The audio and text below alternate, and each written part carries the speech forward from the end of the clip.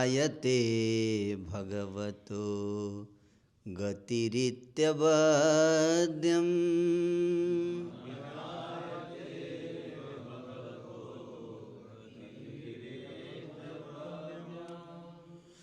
नान्यत्वदस्ति भगवन्नपि तन्न शुद्धम्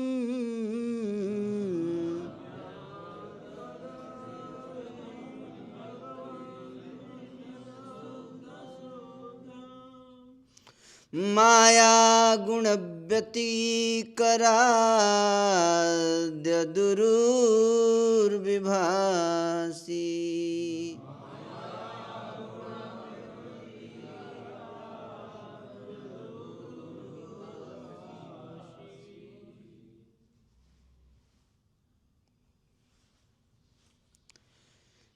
ज्ञातोऽसि मेद्य शुचिराननु देहभाजाम्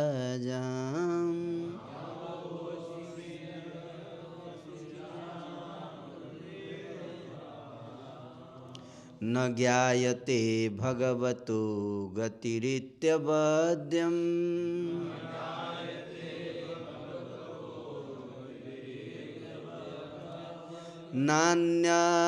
नान्यत्वदस्ति भगवन्नपि तन्न शुद्धम्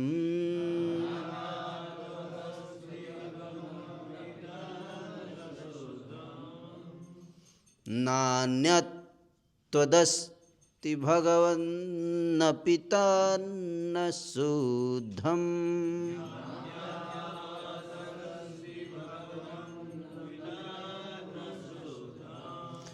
माया गुण व्यतिकराद्य दुरुर्विभासि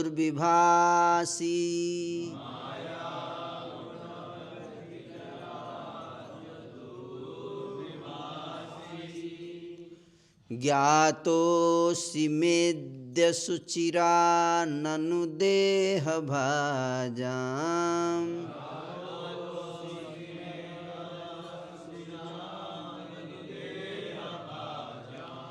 न ज्ञायते भगवतो गतिरित्यवद्यम्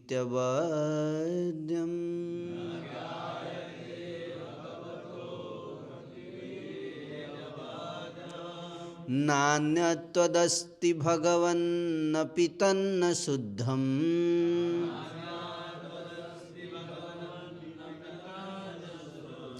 माया गुण व्यतिकराद्य दुरुर्विभासि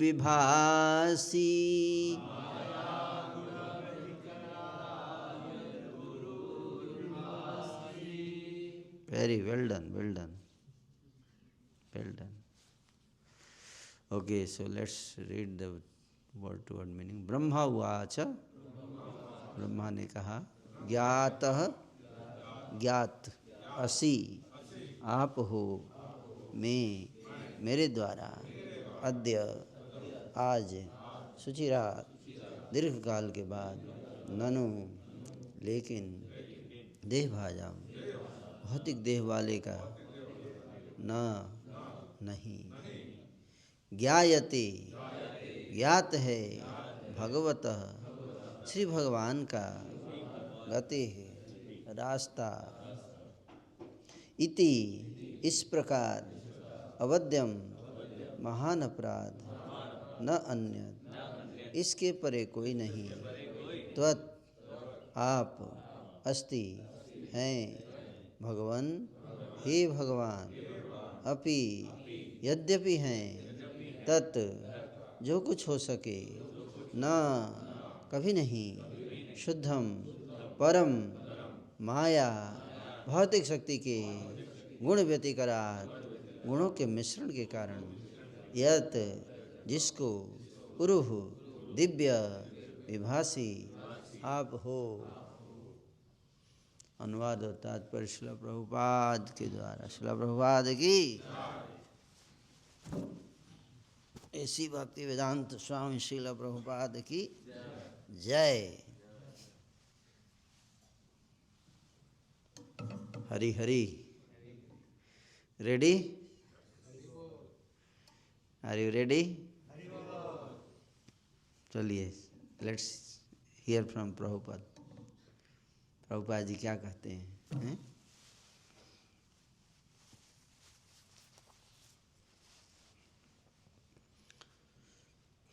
ब्रह्मा ने कहा, हे प्रभु, आज अनेक अनेक वर्षों की तपस्या के बाद मैं आपके विषय में जान पाया हूँ। अहो, देहधारी जीव कितने अभागे हैं कि वे आपके स्वरूप को जान पाने में असमर्थ हैं। हे स्वामी, आप एकमात्र जानने योग्य तत्व हैं, क्योंकि आपसे परे कुछ भी सर्वोच्च नहीं है। यदि कोई वस्तु आपसे श्रेष्ठ प्रतीत होती भी है, तो वह परम पूर्ण नहीं है। आप पदार्थ की सृजनशीलता को प्रकट करके सर्वोपरि रूप में विद्यमान है। तात्पर्य, भौतिक शरीरों में बद्ध हुए जीवों की सबसे बड़ी नादानी यह है कि वे दृश्य जगत के परम कारण से अवगत नहीं होते हैं। परम कारण के विषय में भिन्न भिन्न लोगों के भिन्न भिन्न मत होते हैं, किंतु उनमें से कोई भी सही नहीं होता है। एकमात्र परम कारण विष्णु हैं, किंतु श्री भगवान की मोहिनी शक्ति इसमें आड़े आने वाली बाधा है। श्री भगवान ने भौतिक जगत में अनेक अनेक अद्भुत विभ्रांतियों को प्रकट करने में अपनी विस्मयकारी भौतिक शक्ति लगा रखी है। उसी शक्ति से मोहित सारे बद्ध जीव इसीलिए उस माया के कारण उन परम कारण भगवान को जानने में असमर्थ रहते हैं। इसलिए बड़े से बड़े विज्ञानी तथा दार्शनिकों को अद्भुत नहीं माना जा सकता। वे अद्भुत केवल इसलिए लगते हैं क्योंकि वे श्री भगवान की मोहिनी शक्ति के हाथों के खिलौने हैं। मोहवश सामान्य जन परमेश्वर के अस्तित्व से इनकार करते हैं और मोहिनी शक्ति के व्यर्थ के उत्पादों को परम के रूप में स्वीकार करते हैं। परम कारण श्री भगवान को उनकी अहेतुकी कृपा के द्वारा ही जाना जा सकता है, जो ब्रह्मा जैसे शुद्ध भक्तों तथा उनकी गुरु शिष्य परंपरा के शुद्ध भक्तों को प्रदान की जाती है। ब्रह्मा एकमात्र तपस्या करने से ही गर्भोदकशाही विष्णु का दर्शन कर सके और उस साक्षात्कार के द्वारा ही वे श्री भगवान को यथार्थ रूप में समझ सके। ब्रह्मा श्री भगवान के भव्य सौंदर्य तथा ऐश्वर्य को देखकर अत्यधिक तुष्ट हुए और उन्होंने यह स्वीकार किया कि भगवान अतुलनीय हैं। एकमात्र तपस्या द्वारा श्री भगवान के सौंदर्य तथा ऐश्वर्य को सराहा जा सकता है,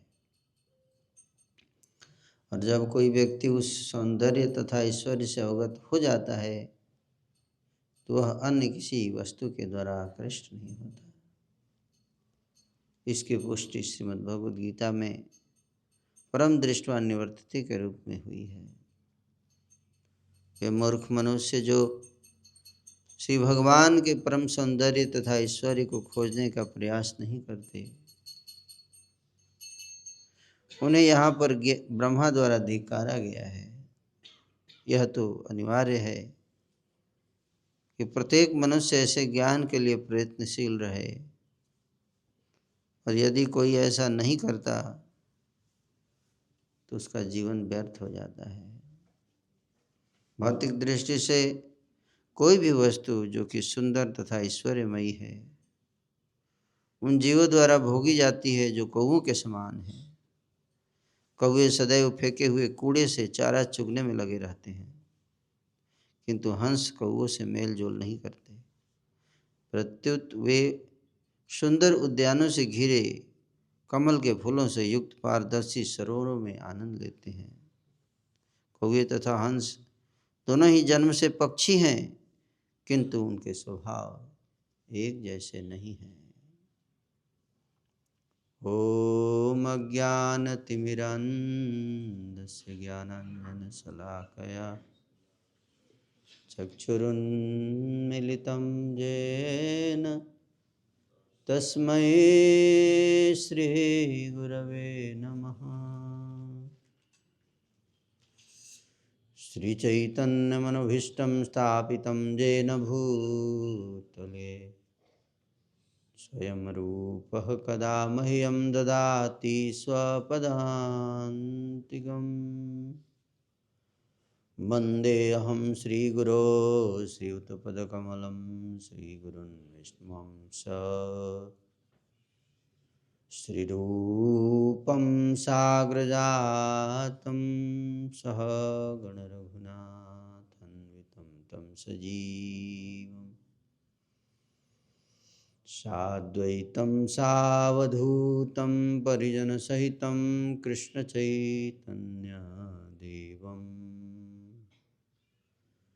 श्रीराधाकृष्णपादान्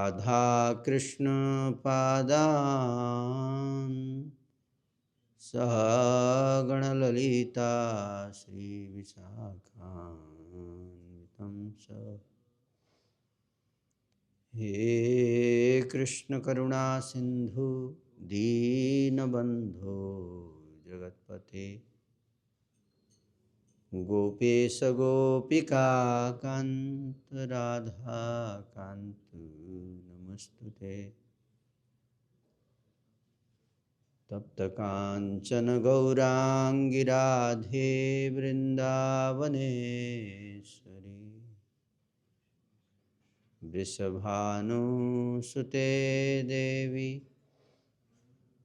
प्रणमामि हरिप्रिये। वाञ्छाकल्पतरुभ्यश्च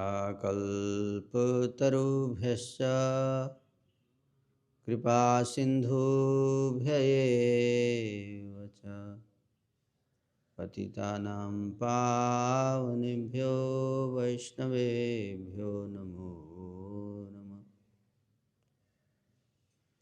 जय श्री कृष्ण चैतन्य प्रभु नित्यानंद श्री अद्वैत गदाधर श्रीवासदि गौरा भक्तवृंद। हरे कृष्णा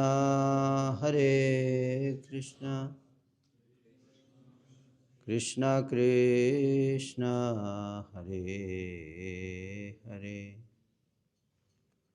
हरे राम राम राम हरे हरे।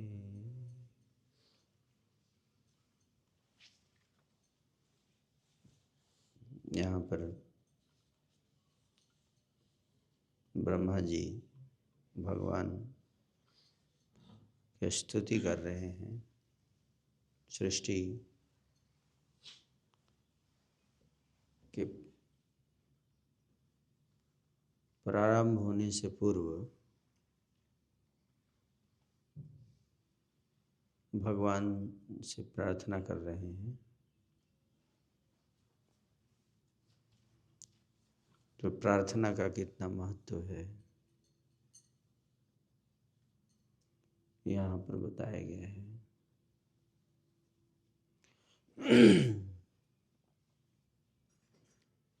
तपस्या और प्रार्थना ये दो महत्वपूर्ण बिंदुओं पर यहाँ चर्चा किया गया है। जैसे हम लोग दामोदर लीला में माता यशोदा के द्वारा भगवान को प्रसन्न करने के प्रयास किया उन्होंने, और फिर प्रार्थना, प्रयास और प्रार्थना। 2 उंगली रस्सी जो छोटी हो रही थी वही प्रयास और प्रार्थना। प्रयास का अर्थ है तपस्या।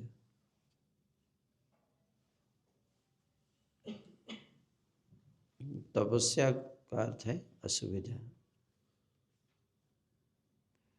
इस संसार में हर व्यक्ति सुविधा चाहता है, सुविधा है?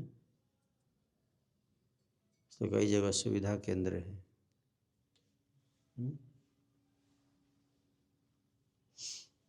हम लोग को कंफर्ट चाहिए, आराम चाहिए, आराम आराम, मतलब जा राम होना चाहिए, इसको कहना चाहिए जा राम, आराम नहीं। क्योंकि अगर आप आराम करोगे तो राम नहीं आएंगे।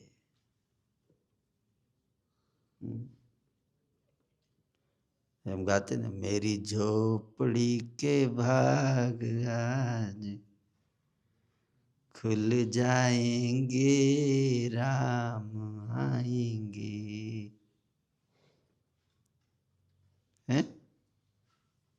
राम आएंगे आएंगे, राम आएंगे। आराम, आराम से आराम नहीं होगा। राम नहीं आएंगे। कब? जब आराम करेंगे। जा राम, जब आप करते हैं आराम तो कह रहे हैं जा राम, करते हैं आराम तो कहते हैं जा राम। समझ में आ रहा है? तपस्या, भगवान तपस्या से, प्रभुपाद जी यहाँ तात्पर्य में बता रहे हैं, बहुत महत्वपूर्ण बात बता रहे हैं कि एकमात्र तपस्या द्वारा श्री भगवान के सौंदर्य तथा ऐश्वर्य को सराहा जा सकता है। किसके द्वारा? तपस्या के द्वारा। हर व्यक्ति भगवान के पास जाता है उनसे सुख सुविधा प्राप्त करने के लिए।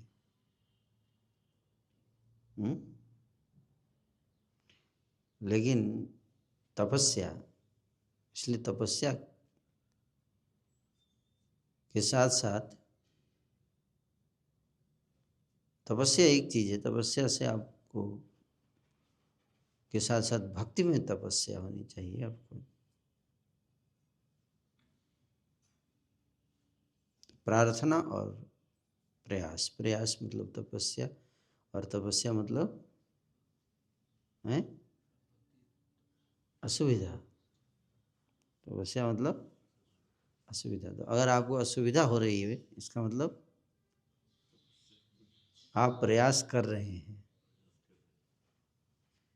अगर आपको असुविधा नहीं हो रही है कुछ भी, इसका मतलब प्रयास नहीं कर, प्रयास कर रहे हैं। रोज पुलाव और रसमलाई और ये सब खाने को मिल रहा है, बोले बहुत अच्छी भक्ति चल रही है।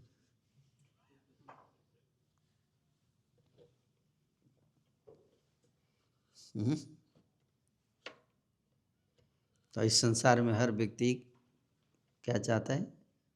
आराम। चाहते कि नहीं चाहते?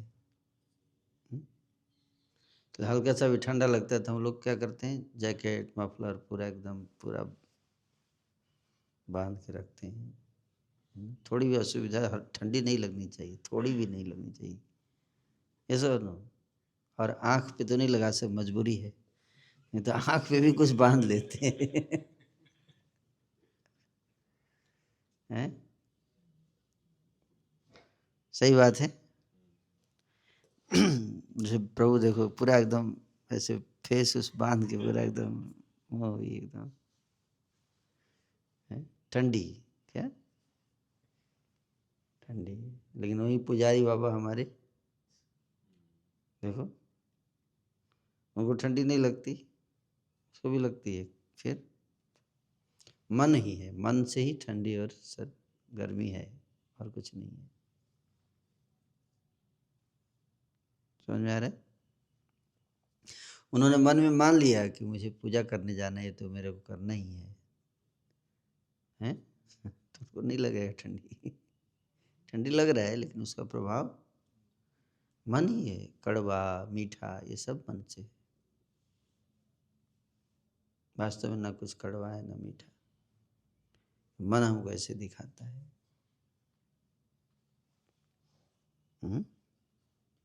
इसलिए योगी को इससे ऊपर उठना पड़ेगा। सही बात है।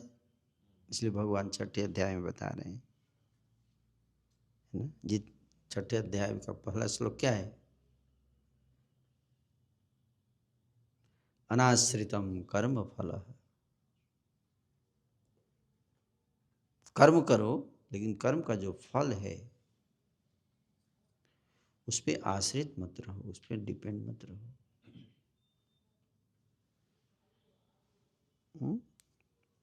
कर्म तो करना है, कर्म ही पूजा है। कब? जब आप कर्म से जो करने से जो फल आ रहा है, जो सैलरी आ रही है, उस सैलरी से आप उस पर आश्रित नहीं उससे आसक्त नहीं है, तब वो पूजा है कर्म, है नहीं। अनाश्रितम कर्म फलम कार्यम कर्म करोति यः। कार्यम कार्यम कर्म करोति यः, कार्य के रूप में कर्म जो करता है, कार्य के रूप में कर्म करना। क्या? तो एक इसका अर्थ क्या हुआ? कार्य के रूप में कम कर्म करना। हम तो कार्य कर्म सब एक ही मानते हैं हम लोग, नहीं? हिंदी में कोई पता नहीं चलता कि कार्य का अर्थ, इतने अलग अलग शब्द क्यों बनाए गए जब एक ही शब्द से सब एक ही जैसे हैं। कार्यम कर्म करोति यः, कार्य के रूप में जो कर्म करता है। तो कार्य और कर्म में क्या अंतर है? इसलिए कार्य करना अलग है, कर्म करना अलग है। इसलिए कार्यम कर्म करोति यः। कार्य का मतलब है कि आप अनाश्रित होकर, कर्म फल से अनाश्रित होकर जब कर्म करते हैं तो उसको क्या कहते हैं? कार्य कहते हैं। समझ में आ रहा है? क्या?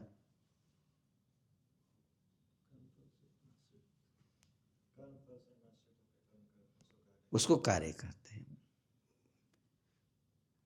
है ना? कार्यम कर्म करोति यः। अगर जो व्यक्ति इस तरह से कर्म करता है, जो कार्य करता है, फल कर्म के करने से जो फल प्राप्त होता है, जैसे आप कोई भी कर्म करोगे तो क्या मिलेगा? कुछ तो मिलेगा ना, उसका रिजल्ट तो रिजल्ट जिसको बोलता है रिजल्ट है। जैसे कई भक्त लोग जो हैं वो प्रीचिंग करते हैं, तो प्रीचिंग करने से क्या मिलता है? प्रीचिंग का क्या रिजल्ट है?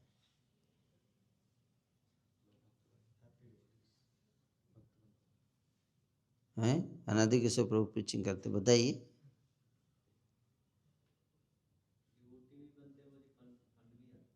किसके डिवोटी?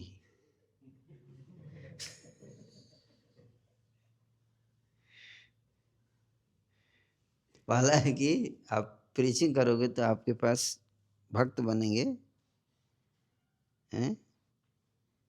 मैन पावर, क्या? मैन पावर, मनी पावर, धनम जनम सुंदरीम। अगर आप कांग्रेगेशन प्रीचिंग करेंगे तो स्त्रियां आएंगी, आएंगी सेवा करने आएंगी, लेकिन और प्रतिष्ठा, कविता, कविता मतलब प्रतिष्ठा आएगा। नहीं याद गया?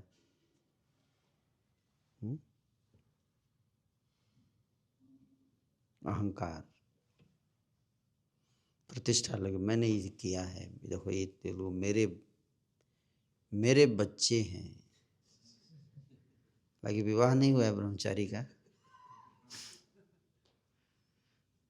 दूसरे के बच्चे हैं, लेकिन वो बोलता है मेरे बच्चे हैं, मेरे अंडर में ही सब हैं। नहीं बोलते हैं मेरे अंडर में, केवल बोलते भी नहीं है, मानते भी हैं। कब मानने लगे, कब कब हम उसको अपना मानने लगे, कब से पता नहीं चलता है। कभी सोचा आपने?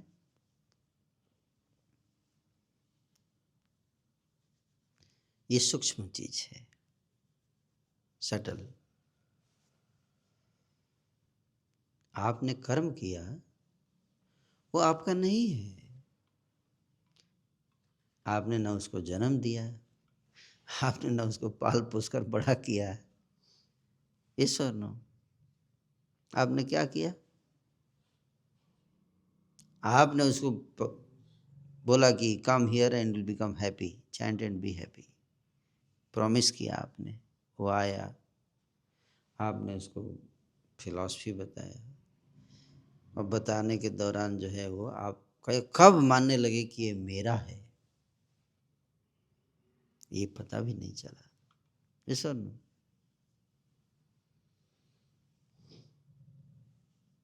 ये है मोह। क्या? मोह कितना सूक्ष्म है। ये कर्म का फल है, ये फल आया, कर्म आपने किया, भक्ति नहीं किया। क्या किया? कुछ कर्म किया। कर्म क्या? कौन सा कर्म किया आपने? कुछ फिलॉसफी बताया उसको। क्या बताया आपने? फिलॉसफी बताया है। कर्म है, आप बुद्धि से कर्म कर रहे हो, वाणी से कर्म कर रहे हो, आपने उसको हेल्प किया। वो स्ट्रगल कर रहा था, मैं भी पढ़ाई में फेल हो रहा था, आपने मोटिवेट किया। मोटिवेट करना भी कर्म है। आपके मोटिवेशन से वो पास हो गया। आपको कहना मैंने मोटिवेट किया है इसको, है? वो पास हो गया, तो वो पास हो गया तो वो आप बोलोगे कि, बोलेगा ना कि प्रभु जी आपकी कृपा से मैं पास हुआ हूँ। क्या बोलेगा? आप ना होते तो हम पास ना होते, हैं? इसलिए हम आपके हैं। क्या? हम आज से आपके हैं। ये जब वो बोला, तो आपने भी उसको माना।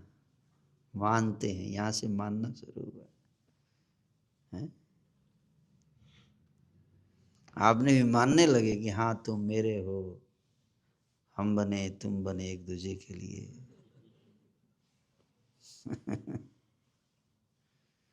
है?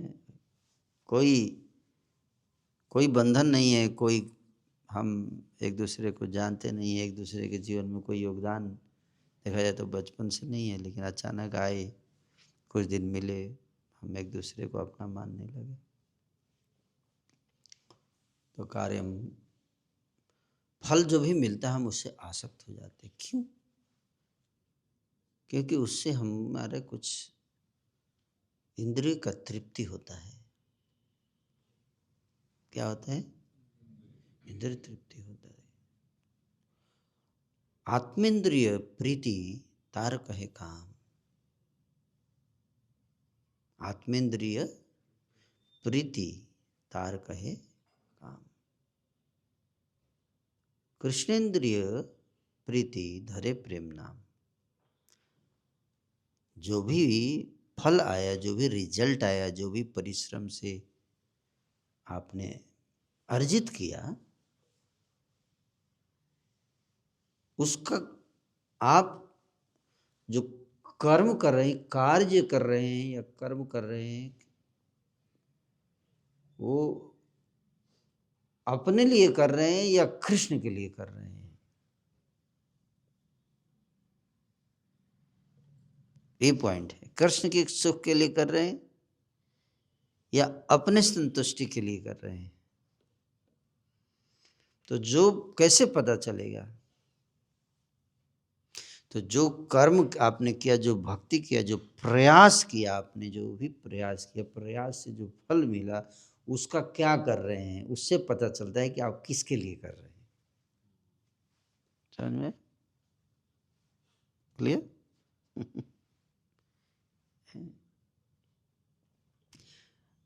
आप पूजा कर रहे हो, ठीक है, पूजा कर रहे हो, लेकिन किसकी पूजा कर रहे हो? अपनी पूजा कर रहे हैं, पेट पूजा। किसका पेट?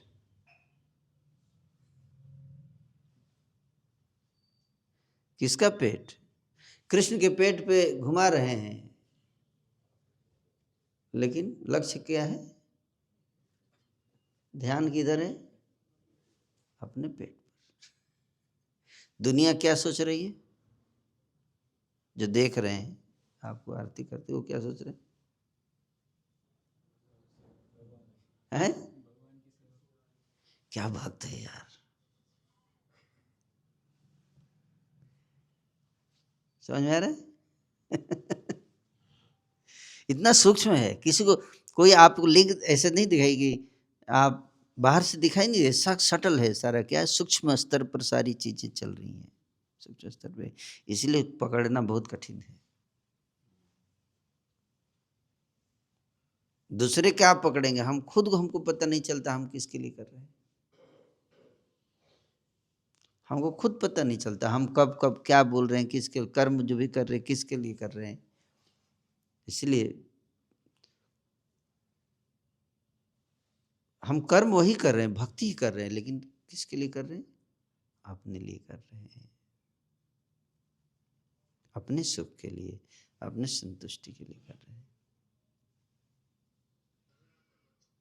लोग तपस्या करते हैं, फास्टिंग कर रहे, वो किसके लिए कर रहे हैं? वो भी अपने लिए कर रहे हैं। स्वार्थ, स्व अर्थ, स्व अर्थ, स्व मतलब अपने और अर्थ मतलब लिए, अपने लिए, उसी को एक शब्द में बोला गया है, स्वार्थ। स्व अर्थ, अपने लिए कर रहे हैं, इसलिए स्वार्थ, स्वार्थ हो गया। तो ये स्वार्थ जो है, इससे मुक्त होना बहुत कठिन है। ये अनकॉन्शियसली हम अपने लिए करते हैं।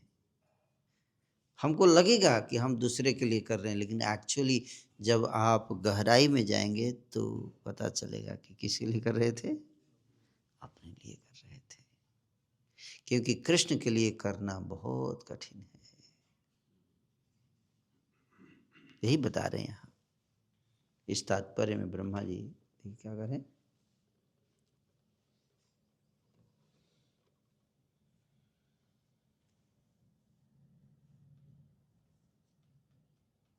बहुत अच्छा पॉइंट है यहाँ पर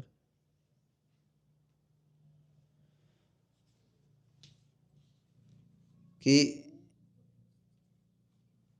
भौतिक शरीरों में बद्ध हुए जीवों की सबसे बड़ी नादानी यह है कि वे दृश्य जगत के परम कारण से अवगत नहीं होते। परम कारण के विषय में भिन्न भिन्न लोगों के भिन्न भिन्न मत हैं, किंतु उनमें से कोई भी सही नहीं होता। एकमात्र परम कारण विष्णु है, किंतु श्री भगवान की मोहिनी शक्ति इसमें आड़े आने वाली बाधा है। कौन? मोहिनी शक्ति है। श्री भगवान ने भौतिक जगत में अनेक अनेक अद्भुत विभ्रांतियों को प्रकट करने में अपनी विस्मयकारी भौतिक शक्ति लगा रखी। विस्मयकारी है। उसी शक्ति से मोहित होकर सारे बद्ध जीव इसीलिए उन परम कारण को जानने में असमर्थ हैं। इसलिए बड़े से बड़े विज्ञानी तथा दार्शनिकों को अद्भुत नहीं माना जा सकता। मोह बस सामान्य जन परमेश्वर के अस्तित्व से इनकार करते हैं। मोहिनी माया है। माया क्या कर देती है? मोहित कर देती है। उस माया से कौन मुक्त हो पाया है?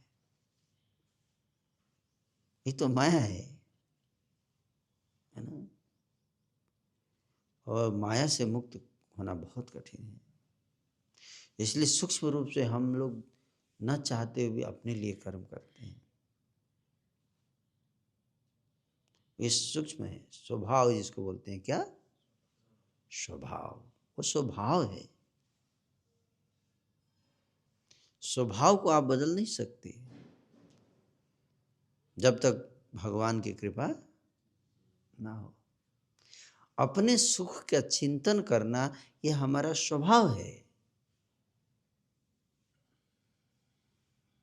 बद्ध जीव का स्वभाव है। क्या? अपने लिए सोचना, ये स्वभाव है। आप इससे अलग नहीं कर सकते अपने आप को, कितना भी फिलॉसफी पढ़ लीजिए। इस प्रश्न हो, आप देखो सन्यासी लोग जो है वो ज्ञान प्राप्त करके मोक्ष प्राप्त करना चाहते हैं। किसके लिए? अपने लिए। सब संसार को छोड़ देते हैं। किसके लिए? अपने लिए। कुछ लोग संसार को पकड़ लेते हैं। किसके लिए? अपने सुख के लिए। कुछ लोगों को संसार में जब कष्ट होता है तो संसार को त्याग देते हैं। किसके लिए? अपने लिए। कि ताकि वो कष्ट जो हो रहा था उससे मुक्ति मिले। तो किसको कष्ट हो रहा था?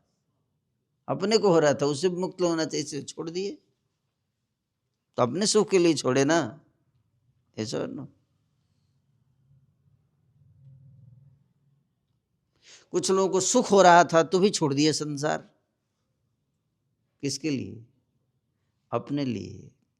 ताकि जो सुख मिल रहा था उससे ज्यादा लेवल का सुख मिल सके। सब छोड़ देने से क्या होता है? सब जो लगता है अरे बाप रे इतना था, सब छोड़ दिया आपने, इतने इतने एडवांस है आप। उससे जो अप्रिशिएट करते हैं लोग, क्या करते हैं?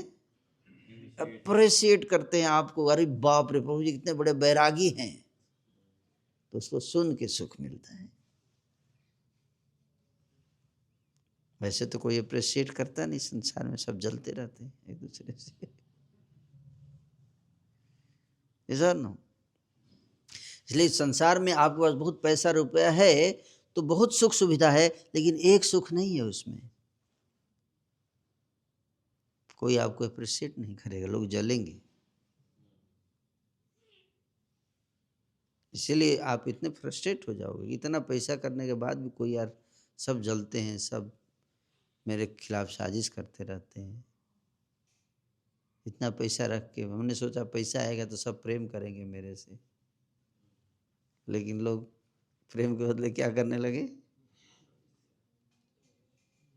ईर्ष्या करने लगे। प्रेम करते हैं लोग आपके पैसे से और जलते भी हैं। किससे? आपसे।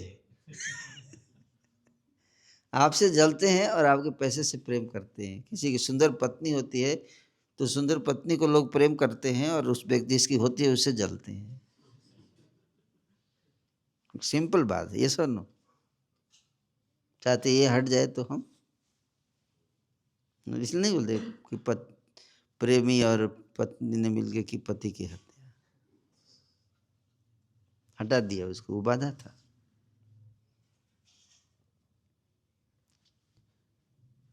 इसलिए संसार में सुख नहीं है, क्योंकि वास्तविक सुख प्रेम में है। वास्तविक सुख क्या है?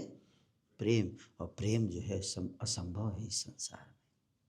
भौतिक चेतना में प्रेम हो ही नहीं सकता। जहाँ पे अपने सुख पे फोकस है वो प्रेम नहीं हो सकता। वह प्रेम का ड्रामा है। वो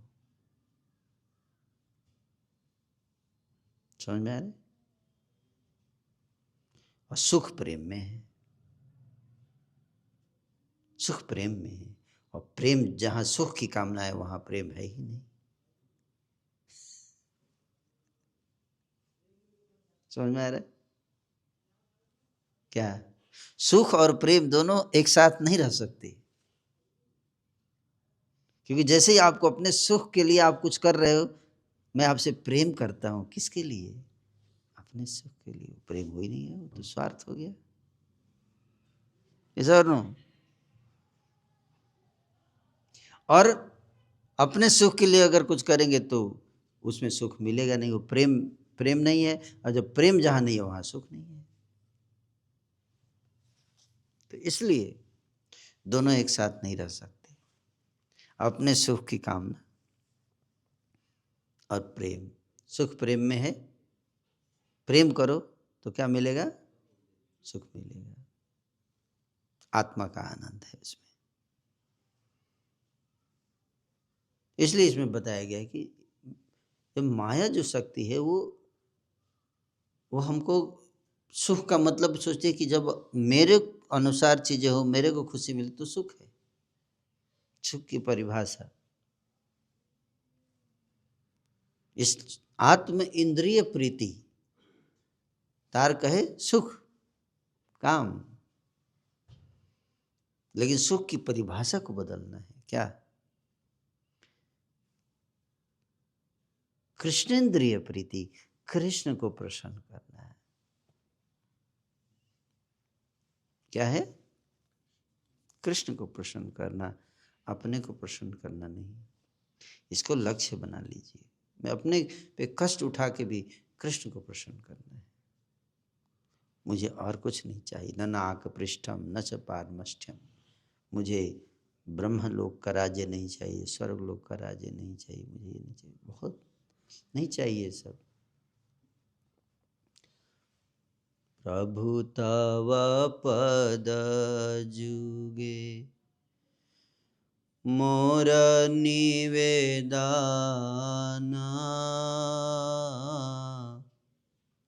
नाही मागी देह सुख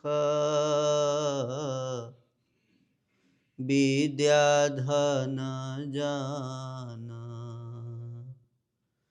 स्वर्ग नाही मागी यार, मोक्ष नाही मागी, स्वर्ग नाही मागी यार, मोक्ष नाही मागी, ना करी प्रार्थना कोनो विभूतिर लागी। नहीं चाहिए मुझे ये सब। हे प्रभु, आपके चरण कमलों में मेरी एक प्रार्थना है, तव पद जुगे मम निवेदन। क्या क्या प्रार्थना है? प्रार्थना ये है कि कोई प्रार्थना नहीं है। क्या प्रार्थना ये है कि मुझे कुछ नहीं चाहिए। क्या चाहिए? यही प्रार्थना करता हूं कि मुझे कुछ नहीं चाहिए, आप कृपा कर दो प्रभु। क्या करूं? कैसी कृपा कर दो कि कुछ पाने की इच्छा खत्म हो जाए, केवल आपको प्रेम करने की इच्छा बचे, केवल आपको खुश करने के लिए, आपके लिए जीऊं, आपके लिए मरूं। ऐसी कृपा कर दीजिए। ये प्रार्थना। राधा कृष्ण प्राण मोर, जुगल किशोर,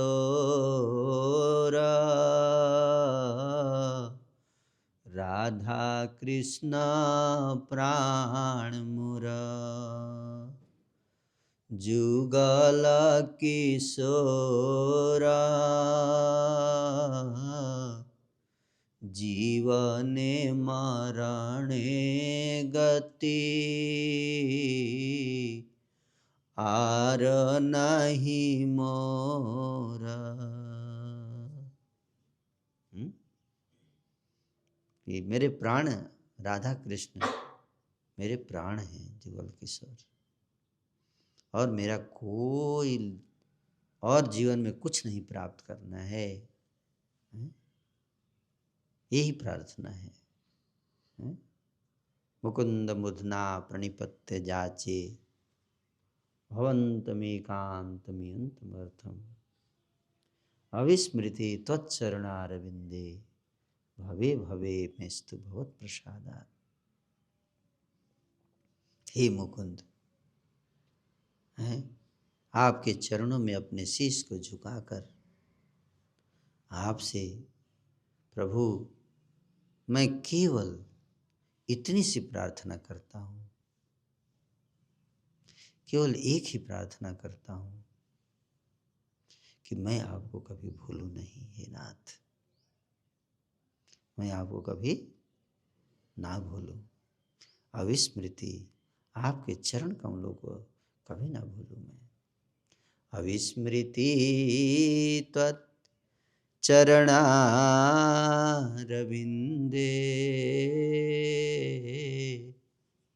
चरण अरविंद हैं, अविस्मृति, अविस्मृति मैं भूलूं नहीं। भवे भवे में स्तु भवत् प्रसादात्, भवत् प्रसादात्, आपका कृपा मानूंगा मैं। उस दिन मानूंगा कि आपकी कृपा मेरे ऊपर हुई है। किस दिन है?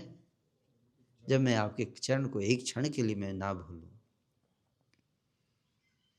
कृष्णा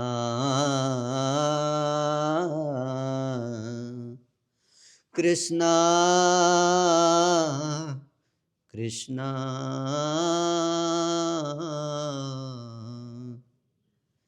कृष्णा त्वदीय पद पंकज पंजरान्तम्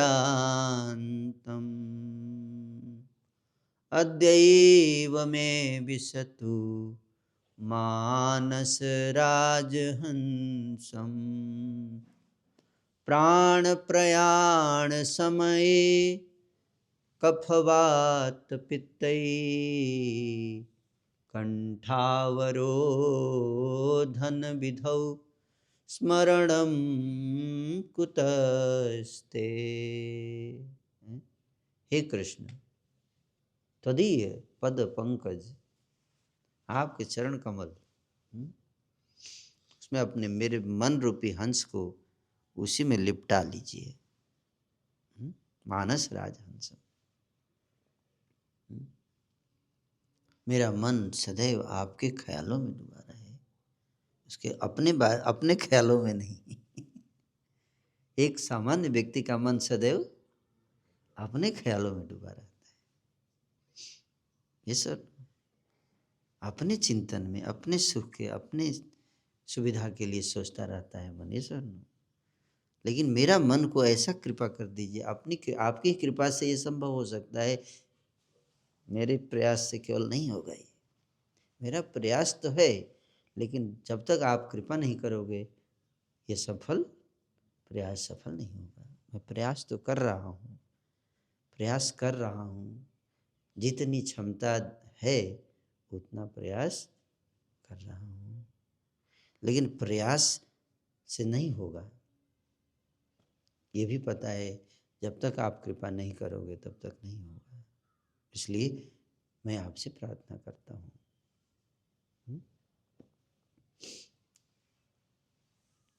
भगवान कृष्ण का स्मरण, कृष्ण का स्मरण, कृष्ण का चिंतन, उसमें उसी उनके ख्यालों में डूबना, यही जीवन का परम लक्ष्य है। और वो कृपा से प्राप्त होता है। भगवान कृपा करते हैं, भगवान जिस पे प्रसन्न हो जाते हैं, उसको ये, इससे बड़ा कोई वरदान नहीं है। ये अंतिम वरदान है, इसके परे कुछ है नहीं। इसके परे कुछ है नहीं। वो चीज मांगना चाहिए हमें भगवान से।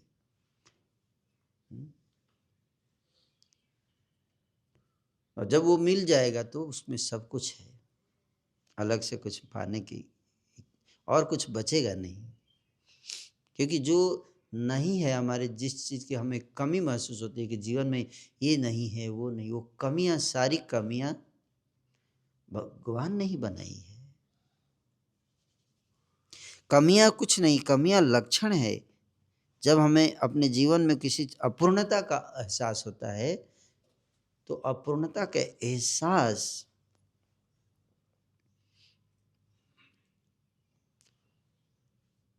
वो हमें माया ने बनाया है। उसे अपूर्णता के एहसास किसने बनाया है? माया ने बनाया है। और वो अपूर्णता का एहसास तब तक रहेगा जब तक हम अपूर्ण रहेंगे। और हम अपूर्ण कब बनेंगे? जब कृष्ण से मिल जाएंगे तो पूर्ण हो जाएंगे। पूर्णमिदं पूर्णमदः पूर्णात् पूर्णमुदच्यते पूर्णस्य पूर्णमादाय पूर्णमेवावशिष्यते। हम अणु हैं, जब विभु से मिल जाते हैं, विभु से हम जुड़ जाते हैं, कृष्ण से मिल जाते हैं तो हम पूर्ण हो जाते हैं। और जब हम पूर्ण हो जाएंगे, भगवान से मिल जाएंगे, भगवान में मिल नहीं जाएंगे, भगवान से मिल जाएंगे तो हम पूर्ण हो जाएंगे। फिर अपूर्णता का एहसास भी समाप्त हो जाएगा। तो उस लक्ष्य को प्राप्त करना है हमको, ये प्रार्थना होनी चाहिए। प्रयास के साथ साथ प्रार्थना है। भगवान जब प्रसन्न हो जाते हैं तो ये वरदान देते हैं, सबसे अंतिम में ये वरदान देंगे, जिसको पाने के बाद फिर कुछ पाने की इच्छा नहीं बचेगी।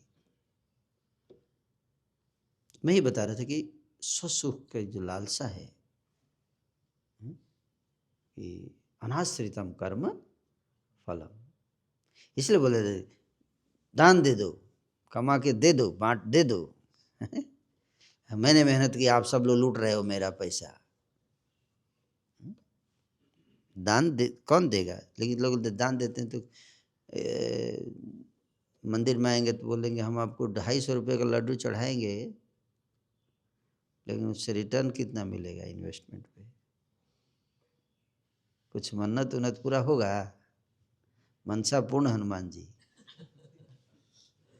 अरे तो तू दिया क्या? तू इन्वेस्ट कर रहा है, इट्स ए इन्वेस्टमेंट ना। आप तो इन्वेस्टमेंट आरो रिटर्न ऑन इन्वेस्टमेंट, इसमें प्रेम नहीं है, भक्ति नहीं है। यहाँ कहाँ पूजा, कहाँ है इसमें? ये पूजा है? ये पूजा नहीं है ना, ये तो बिजनेस है। ये तो पूजा कहाँ है भाई? आप कहीं किसी किसी कंपनी में कोई इन्वेस्ट कर रहे हो तो वो पूजा है। फिर हम रिलायंस की पूजा कर रहे हैं कैसे? हमने मन्नत किया है 250 रुपये का रिलायंस में एक बॉन्ड खरीदेंगे, 2500 रुपये का बॉन्ड खरीदेंगे, तो पूजा कर रहे हैं रिलायंस का। रिटर्न आएगा 1 लाख रुपया, इसलिए हम रिलायंस की पूजा कर रहे हैं। नहीं, आपने इन्वेस्ट किया विद इस इंटेंशन के रिटर्न आएगा, तो पूजा नहीं है, वो क्या है? व्यापार है वो, व्यापार। समझ में आ रहा है? सिंपल सी बात है। तो प्रेम क्या है ना? पूजा, पूजा में हम किसी को, कोई व्यक्ति पावरफुल होता है तो उसके सम्मान देते हैं। क्यों देते हैं सम्मान? कोई पावरफुल व्यक्ति को सम्मान क्यों देते हैं? रिस्पेक्ट का क्या पर्पस है? हाँ, कि ताकि मेरा नुकसान ना हो जाए, कुछ फेवर ना करे पर कम से कम नुकसान ना करे। पावरफुल आदमी है ना, खुश रहना चाहिए। नहीं तो इसको कह, this is the principle behind respect. सम्मान के पीछे ही प्रिंसिपल है ना, यस और नो? डर, फियर, क्या? सम्मान के पीछे क्या होता है? फियर। या सम्मान के पीछे दूसरा पक्ष ये होता है, एक और होता है ना, कि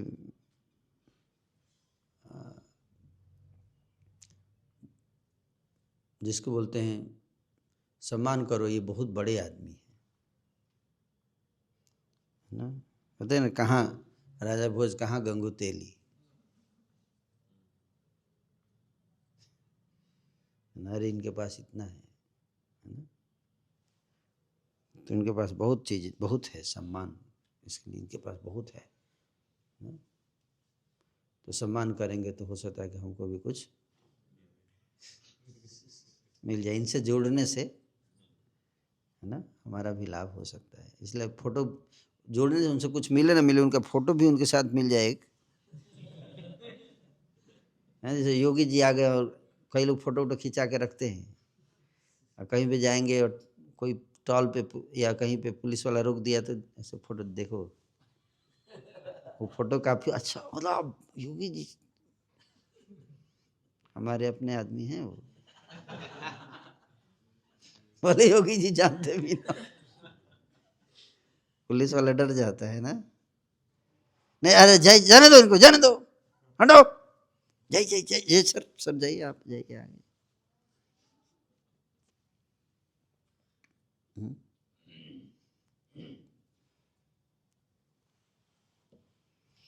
इसी तरह से तो कर्म फल, ये सब भी फल है। क्या है फल का मतलब? केवल नहीं डायरेक्ट फल नहीं होता है, इनडायरेक्ट भी कई फल व्यक्ति निकालता है दूसरे से हैं, समझ में आ रहा है? तो ये सब, लेकिन अपने सुख लेकर देगी। अनाश्रितम कर्म फल कार्यम कर्म करोति सन्यासी, वह सन्यासी है। वो क्या है? सन्यासी च योगी च, वही योगी भी है जिसने अपने सुख के लिए फल की इच्छा, कर्म तो करता है लेकिन कर्म से जो फल मिलता है उससे आसक्त नहीं रहता, उस पर आश्रित नहीं रहता है। आश्रित नहीं, बहुत सुंदर शब्द आश्रित शब्द भगवान ने इस्तेमाल, आश्रित, आश्रित नहीं रहता, डिपेंड नहीं है वो।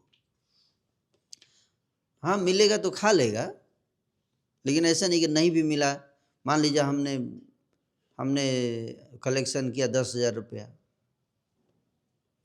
तो हम उस पर आश्रित नहीं रहना है। या आपने कुछ कार्य किया, उसमें कुछ फल मिला, 10,000 20,000 रुपया मिला, तो लाके उस पर आश्रित मत रहिए कि ये नहीं मिलेगा तो मैं कैसे रहूँगा। नहीं, आश्रित नहीं रहना, आश्रित केवल कृष्ण पर रहना है। तो वही व्यक्ति क्या है? सन्यासी है। सन्यास की परिभाषा बता रहे हैं, और वही योगी है। वही क्या है? योगी है।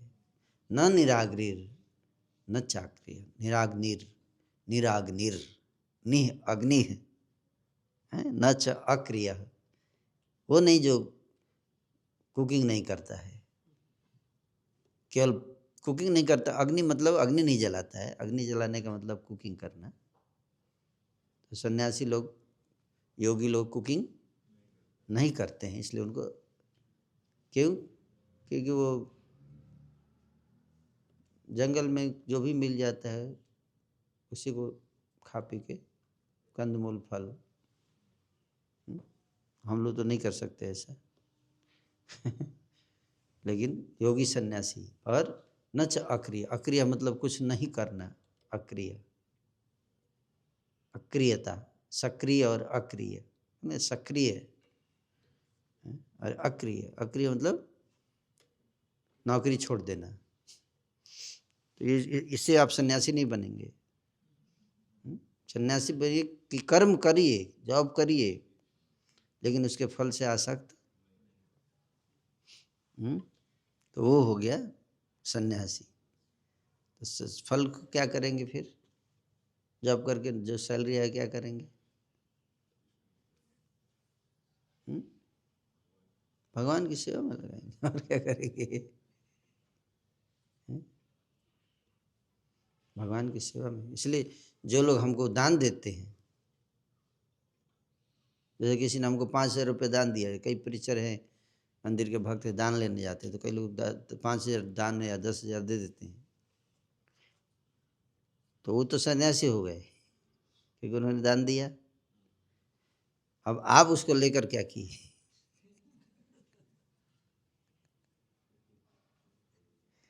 उस पर डिसाइड करें कि आप सन्यासी हैं कि नहीं। तो आपके लिए वो कर्म फल हो गया, आपके लिए क्या हो गया? फल हो गया। अब उस फल को लेकर आपने क्या किया?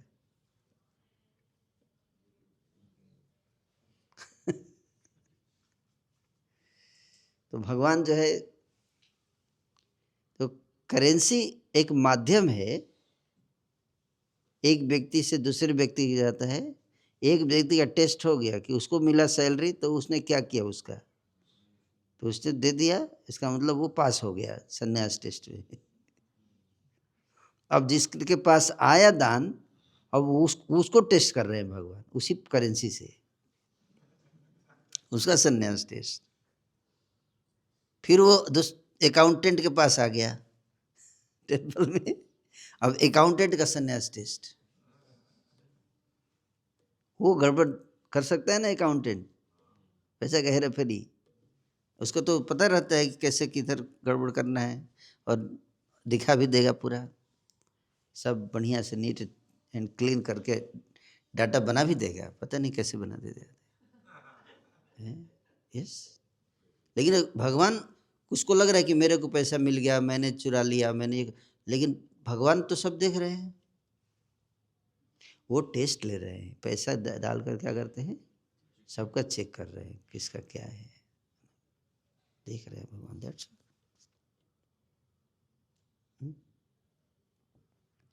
संन्यास टेस्ट, योगी टेस्ट है। अब भगवान का पैसा कोई चुरा नहीं सकता, ये बात भी समझ। आप जो चुरा रहे हैं वो पैसा नहीं है, यही समझना है। वो छाया है। रावण चुरा के ले गया सीता को, रियल सीता को तो रावण देख भी नहीं सकता, छू भी नहीं, स्पर्श नहीं कर सकता। ये कौन सी सीता है? छाया सीता थी। छाया सीता से ही सब कुछ टेस्ट कर लिया, पूरे खानदान का विध्वंस कर दिया छाया सीता को सामने रख के। हैं? रियल सीता माया मुक्त जीवों के लिए उपलब्ध नहीं है। जिसके अंदर इंद्रिय तृप्ति की इच्छा हो तो सीता को देख भी नहीं सकता, वो सोच भी नहीं सकता सीता के बारे में। जो सीता या राधा या सीता, इसके बारे में जो हम सुनते हैं, सोचते हैं, समझते हैं, वो सब छाया है, रियल नहीं है। रियल राधा, रियल सीता, वो तो रावण के पहुंच से परे है। उसको बोल दिया भगवान ने, आप थोड़ा कुछ समय के लिए आप थोड़ा साइड में रहिए, हैं, अग्नि में आपको सुरक्षित रख देते हैं। छाया सीता को बगल में बिठा लिए, अब थोड़ा लीला करते हैं, आनंद लेते, मजा लेते हैं थोड़ा। ये सर नो समझ में आ रहा है? तो करेंसी है। यम सन्यासमिति प्राहु जोगम तम विद्धि पांडव। कृष्ण बता रहे कि यम सन्यासम, जिसको सन्यास बोला गया है, उसी को योग भी बोला जाता है। योग और सन्यास में अंतर नहीं है। भक्ति मतलब भक्ति और सन्यास में अंतर नहीं है।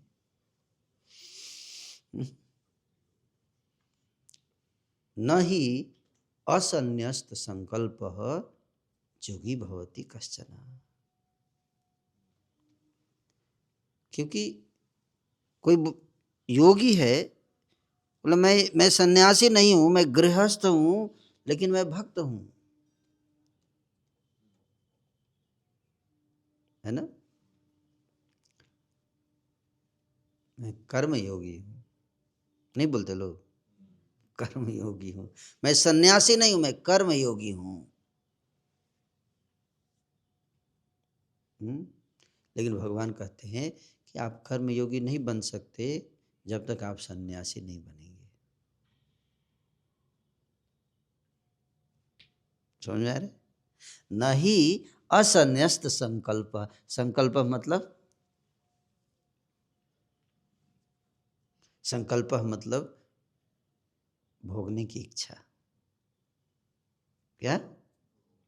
भोगने की इच्छा को जब तक त्यागेंगे नहीं, जब तक त्यागेंगे नहीं आप कर्मयोगी। और सन्यासी का मतलब क्या होता है? जो त्याग चुका हो भोगने की इच्छा। Are you getting the point? तो कुछ एक्स्ट्रा ये कई लोग सोचते प्रभु जी कर्म योगी भी बहुत बढ़िया है, योगी भी हो जाएंगे, मजा भी ले लेंगे, ये वाला मेरे लिए ठीक है। हाँ, भगवान दरवाजा बंद कर दिए। इसलिए गीता को ध्यान से पढ़िए।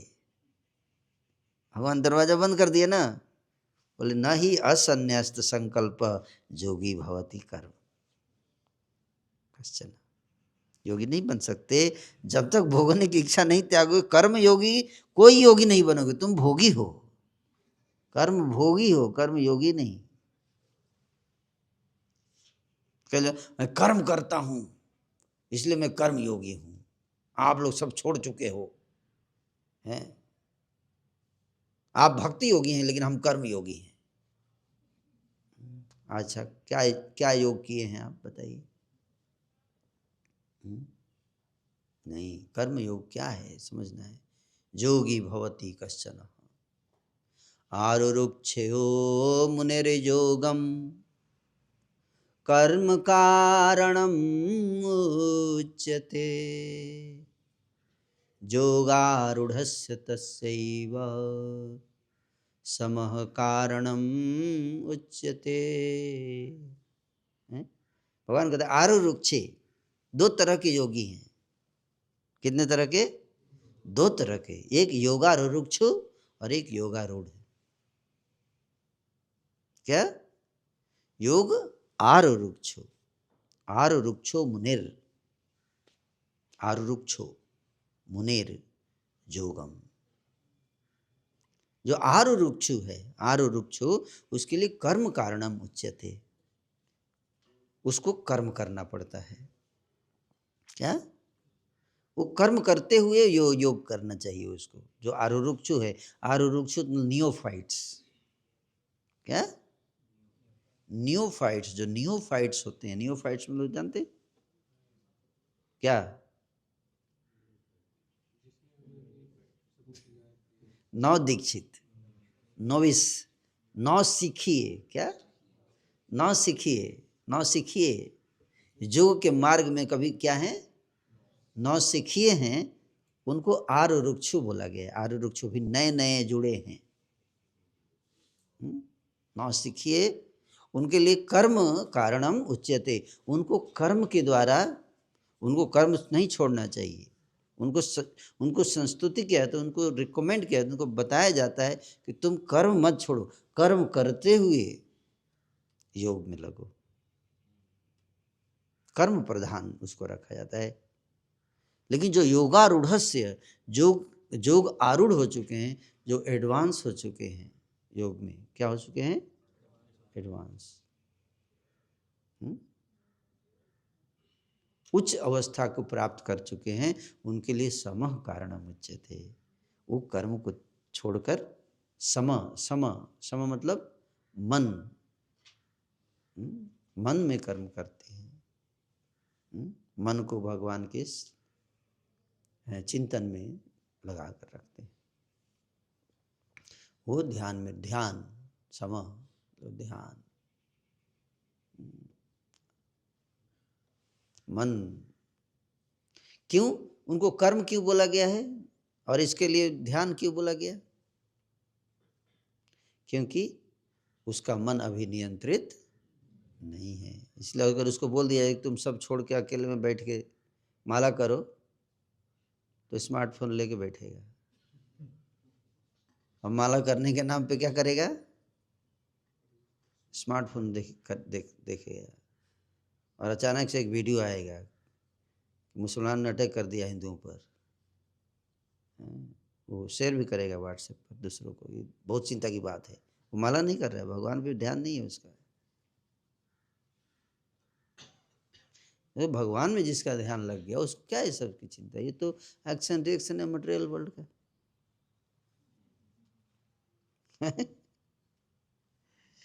उसके लिए क्या है साधु आगे बताएंगे विस्तार से, है ना।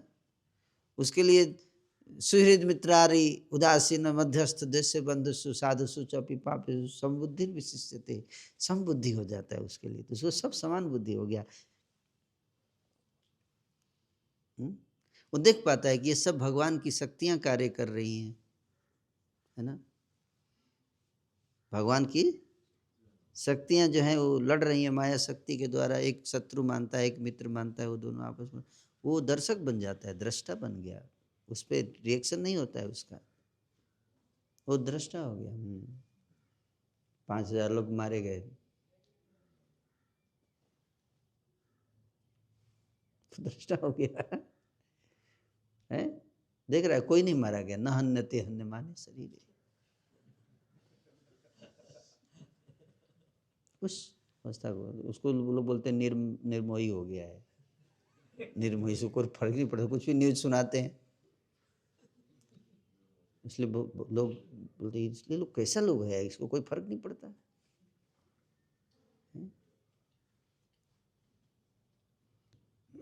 तो योगारूढ़स्य तस्यैव समः कारणम उच्यते, वो समः, वो भी वही व्यक्ति, ऐसा व्यक्ति तो मन को जो, लेकिन वो योगारूढ़ बनने के लिए मन पे नियंत्रण होना चाहिए। क्या होना चाहिए? तो आरूढ़ और योगारूढ़ नौसिखिए और एडवांस उत्तम, प्राकृत भक्त और उत्तम, प्राकृत योगी उत्तम योगी, दोनों में क्या अंतर है? वो मन का अंतर है। इसका है मन का अंतर है। एक का मन चंचल है, एक का मन संसार में घूमता है, इसलिए उसको बोला जाता है कि तुम संसार में लगे रहो और मन को भगवान में लगाने का प्रयास करो। संसार में कर्म करते हुए मन को भगवान में लगाने का प्रयास करो। नहीं तो संसार को छोड़ के आओगे तो मन जो है वो संसार में जाएगा। आप तो आ गए इधर, हमारे गुरु महाराज जी उदाहरण देते थे, एक पुजारी का, मंदिर के पुजारी का, ब्राह्मण था, मंदिर में पूजा करता था, भगवान की पूजा करता था, और उस मंदिर के जस्ट सामने एक वेश्या रहती थी, और वेश्या, और ये ब्राह्मण उस वेश्या को पूजा करते करते देखता था और सोचता था कि कहाँ फंस गया मैं, अगर मैं भी मंदिर में नहीं होता तो मैं भी मजा ले सकता था वेश्या का, ऐसे सोचता है। और वेश्या उधर मंदिर की तरफ देखती थी, भगवान को देखती थी, सोचती कहाँ फंस गई हूँ मैं, हे प्रभु कब वो दिन आएगा कि इस ब्राह्मण जैसा मेरा स्वभाव होगा और मैं भी आपकी सेवा पूजा करूंगी। समझ आ रहा है? मैं कितनी पतित हूँ, पापिनी हूँ मैं, जो मैं इस भाव बंधन में, ये पुजारी कितना भाग्यशाली है। दोनों अपने आप को कोस रहे हैं। समझ में आ रहा है? तो जो आरुरुक्षु है, अगर उसको इस तरह से छोड़वा दिया जाए संसार को, तो उसका ये हाल होता है, वो अफसोस करता है। मंदिर में आगे क्या करेगा? ज्वाइन तो कर गया लेकिन अफसोस कर रहा है, क्या मनहूस घड़ी थी, सुंदर गोपाल प्रभु के लेक्चर में बैठ गया था और पता नहीं कैसे उन्होंने कन्विंस कर दिया और मैं आ भी गया उनके बातों में, बहक गया मैं उनकी बातों में, सब छोड़ के आ गया। कहाँ गलती किया? देखो हमारे संग के साथी साथी संगी साथी सब कितना मज़ा ले रहे हैं बाहर की दुनिया में, और मैं कहाँ फंस गया यार।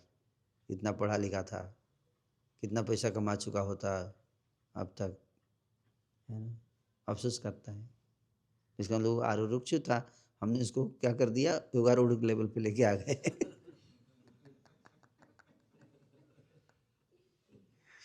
हैं? समझ में आ रहा है? ये योगारूढ़ लोगों के लिए है ना।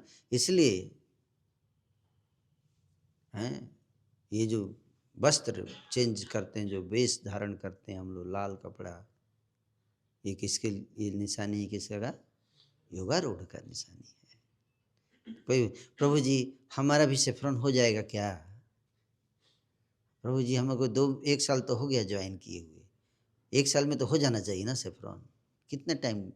1 साल का ही होता है, 1 साल का नहीं होता है, योगारूढ़ का होता है। आप योगारूढ़ हुए हो क्या? नहीं हुए तो आप रहिए, ऐसे ही रहिए, भेष बदलने की जरूरत नहीं है। पहले देश बदलिए, फिर भेष बदलिए, अंतरदेश, अंदर के देश को बदलिए, फिर भेष बदलिए। यही बता रहे हैं योगारूढ़स। चौथे श्लोक में भगवान कहते हैं न ही यदा ही न इंद्रियार्थेषु न कर्मसु, यदा ही न इंद्रियार्थेषु न कर्मसु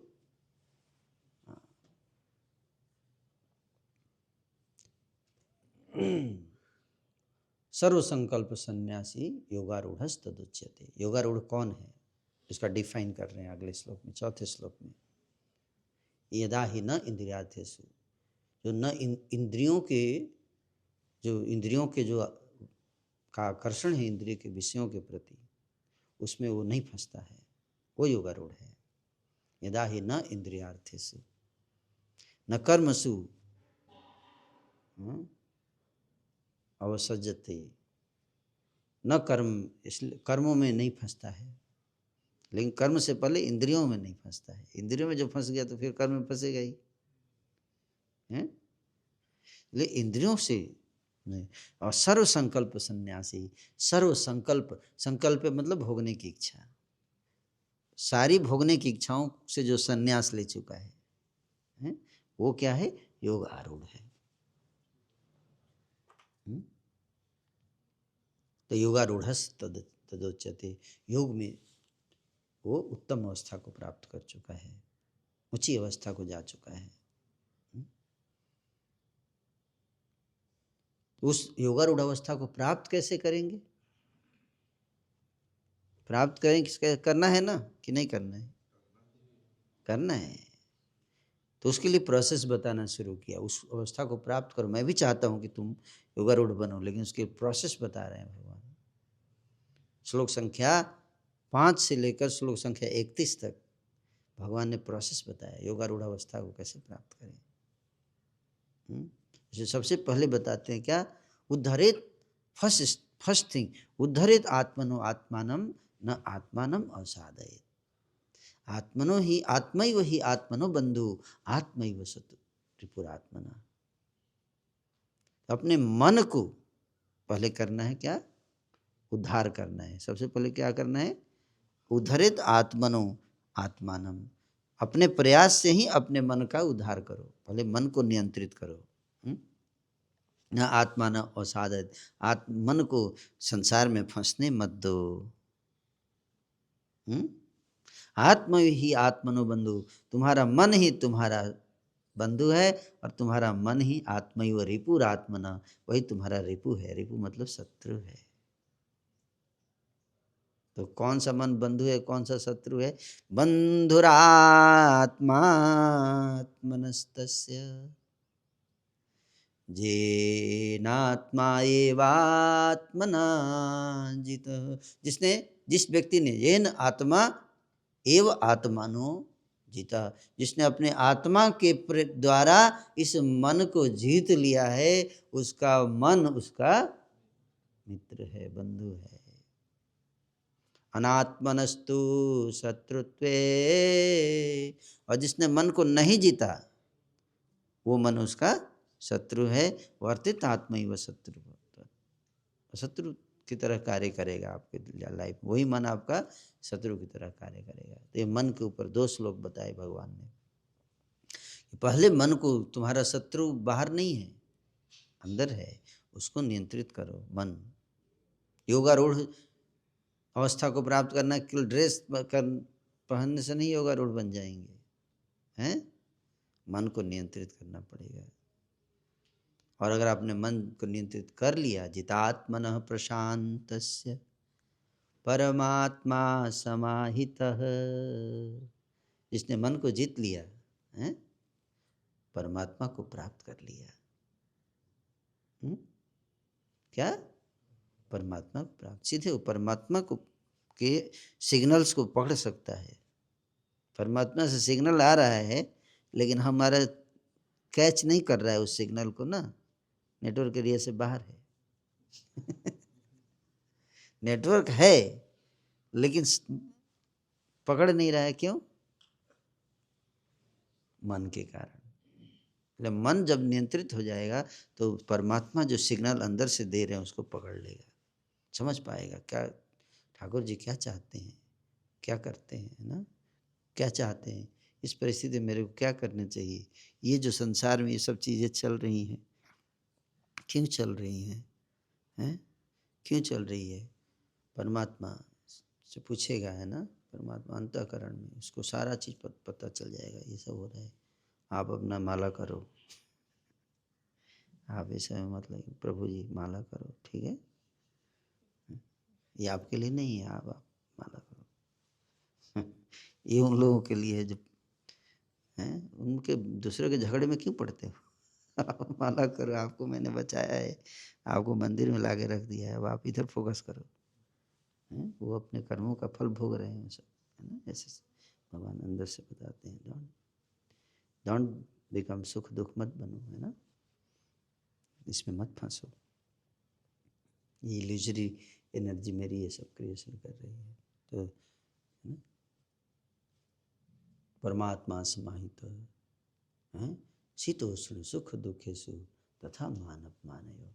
शीत उष्ण सुख दुख मान अपमान सबको समान देखता है। इसका मतलब है कि जो मन को जीत लिया वो परमात्मा से कनेक्ट हो जाता है, तो फिर सुख दुख मान अपमान, उसको कोई अपमान करेगा मान सम्मान करेगा उससे उसको फर्क नहीं पड़ेगा। ये लक्षण है कि इसने मन को कंट्रोल किया कि नहीं किया। इसलिए ब्रह्म जो वस्त्र चेंज करने वाले के अंदर मान अपमान सुख दुख सर्दी गर्मी में प्रभावित नहीं होना चाहिए उसको, और हो रहा है इसका मतलब वो वस्त्र चेंज करने के लेवल पर अभी नहीं है, संन्यास, क्या संन्यास वस्त्र चेंज करना है ना, तो इसलिए सावधान रहना चाहिए।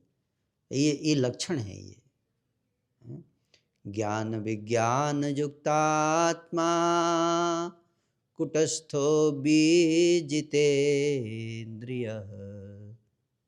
युक्त इति उच्यते योगी समलोष्ट्रास्म कांचन।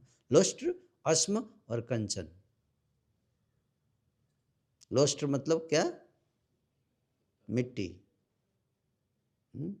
लोष्ट्र मतलब मिट्टी, अस्म मतलब पत्थर और कंचन मतलब सोना।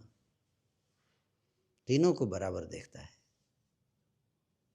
जो ज्ञान में और विज्ञान में युक्त हो जाता है, ज्ञान विज्ञान युक्त आत्मा, वो आत्मा जो ज्ञान और विज्ञान में युक्त हो चुकी है, उसके लिए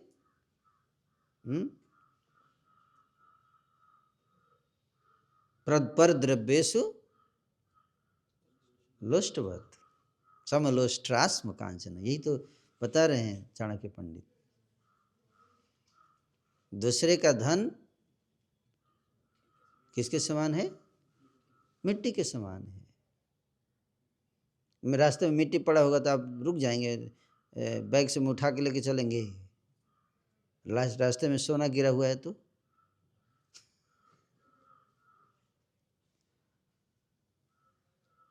दोनों में अंतर हो गया ना, व्यवहार में आपके हो गया ना। लेकिन जो मन को नियंत्रित कर चुका है उसके व्यवहार में अंतर नहीं होगा।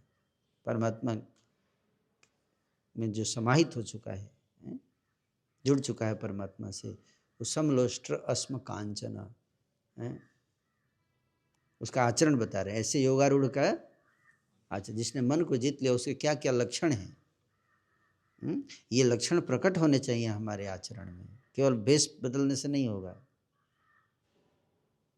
ये लक्षण बदल आने चाहिए। समझ में आ रहा है? सुहृद मित्रारि उदासीन, 9वां श्लोक में सुहृद मित्रारि, सुहृद मतलब वेल विशर, जो हमारा भला चाहता है, मित्र जो मित्र है हमारा, अरि शत्रु, उदासीन न्यूट्रल,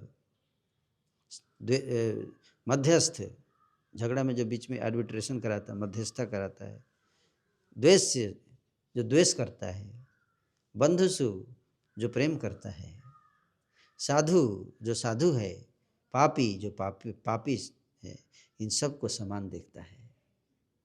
साधु को भी पापी को भी समदृष्टि, उसके अंदर भेद दृष्टि, उसकी दृष्टि में सब समान दिखता है। दुश्मन और मित्र दोनों समान हो जाता है। कैसे? ये लक्षण है। किसके लक्षण हैं? योगारूढ़। समझ में आ रहा है? योगारूढ़ के लक्षण है, जो एडवांस होता है स्पिरिचुअल लाइफ में, वे उनके ये सब लक्षण हैं।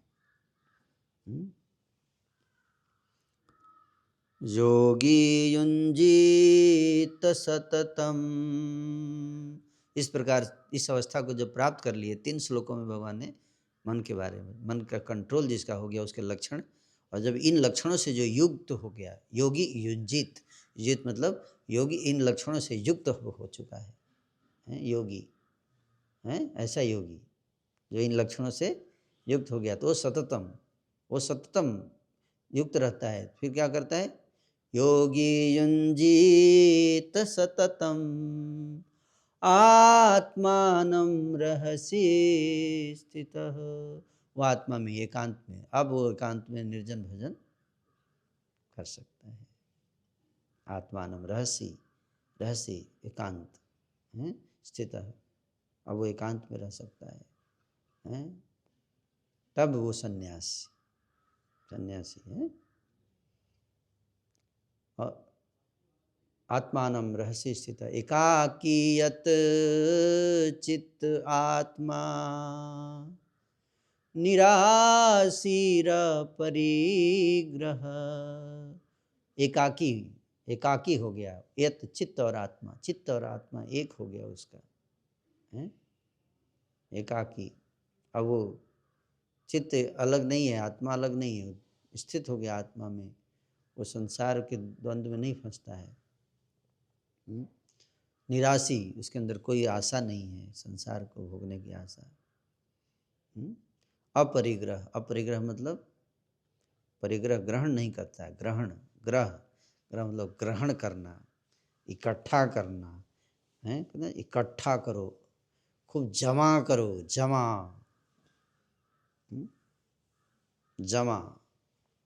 जमा नहीं करता है कोई भी चीज है।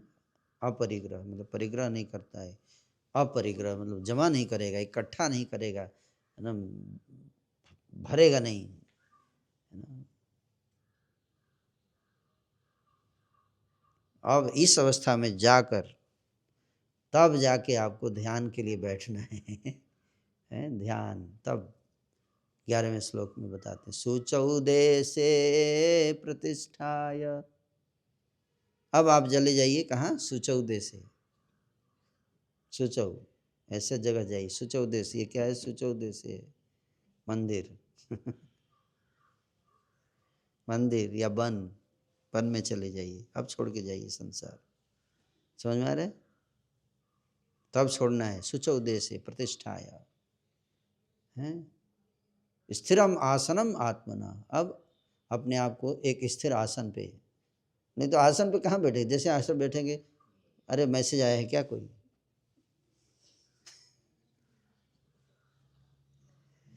तो जब तक आप इस लेवल पे आप आसन पे बैठ नहीं पाओगे ना, स्थिरम आसन। स्थिर कहाँ? आसन पे तो बैठ जाएगा लेकिन स्थिर नहीं रहेगा, हर 2 मिनट पे आसन बदलेगा। स्थिरम आसनम आत्मन न अति उच्छ्रितम अस्तु, न अति नीचा, बहुत ऊंचा नहीं होना चाहिए आसन, बहुत नीचा नहीं होना चाहिए आसन, है आसन। चैलाजी न कुशोत्तर, मृग चर्म बिछा के उसके ऊपर कुश बिछाना है, मृग चर्म नीचे, उसके बाद उसके ऊपर कुश, कुशाग्रास, कुश की घास होती है, उस घास को ऐसे बिठा के आसन बना के उसके ऊपर बैठ जाता है ना, शुचौ उदय से स्थिर, स्थिर हो गया आसनम, स्थिरम आसनम आसनम।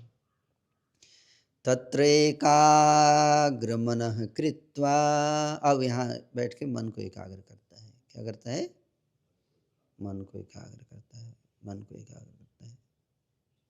यत् चित्तेन्द्रिय क्रिय, चित्त और इंद्रिय, चित्त की जो वृत्ति है, चित्त की जो मूवमेंट है गति, चित्त की गति और इंद्रियों की गति, क्रिया, चित्त इंद्रिय क्रिया, क्रिया, क्रिया मतलब गति, चित्त की गति है, इंद्रियों की गति है, दोनों को क्या करता है, यत् चित्तेन्द्रिय क्रिया, ऐसे बैठ जाएगा। तत् उपविश्यम आसने युञ्ज्यात्,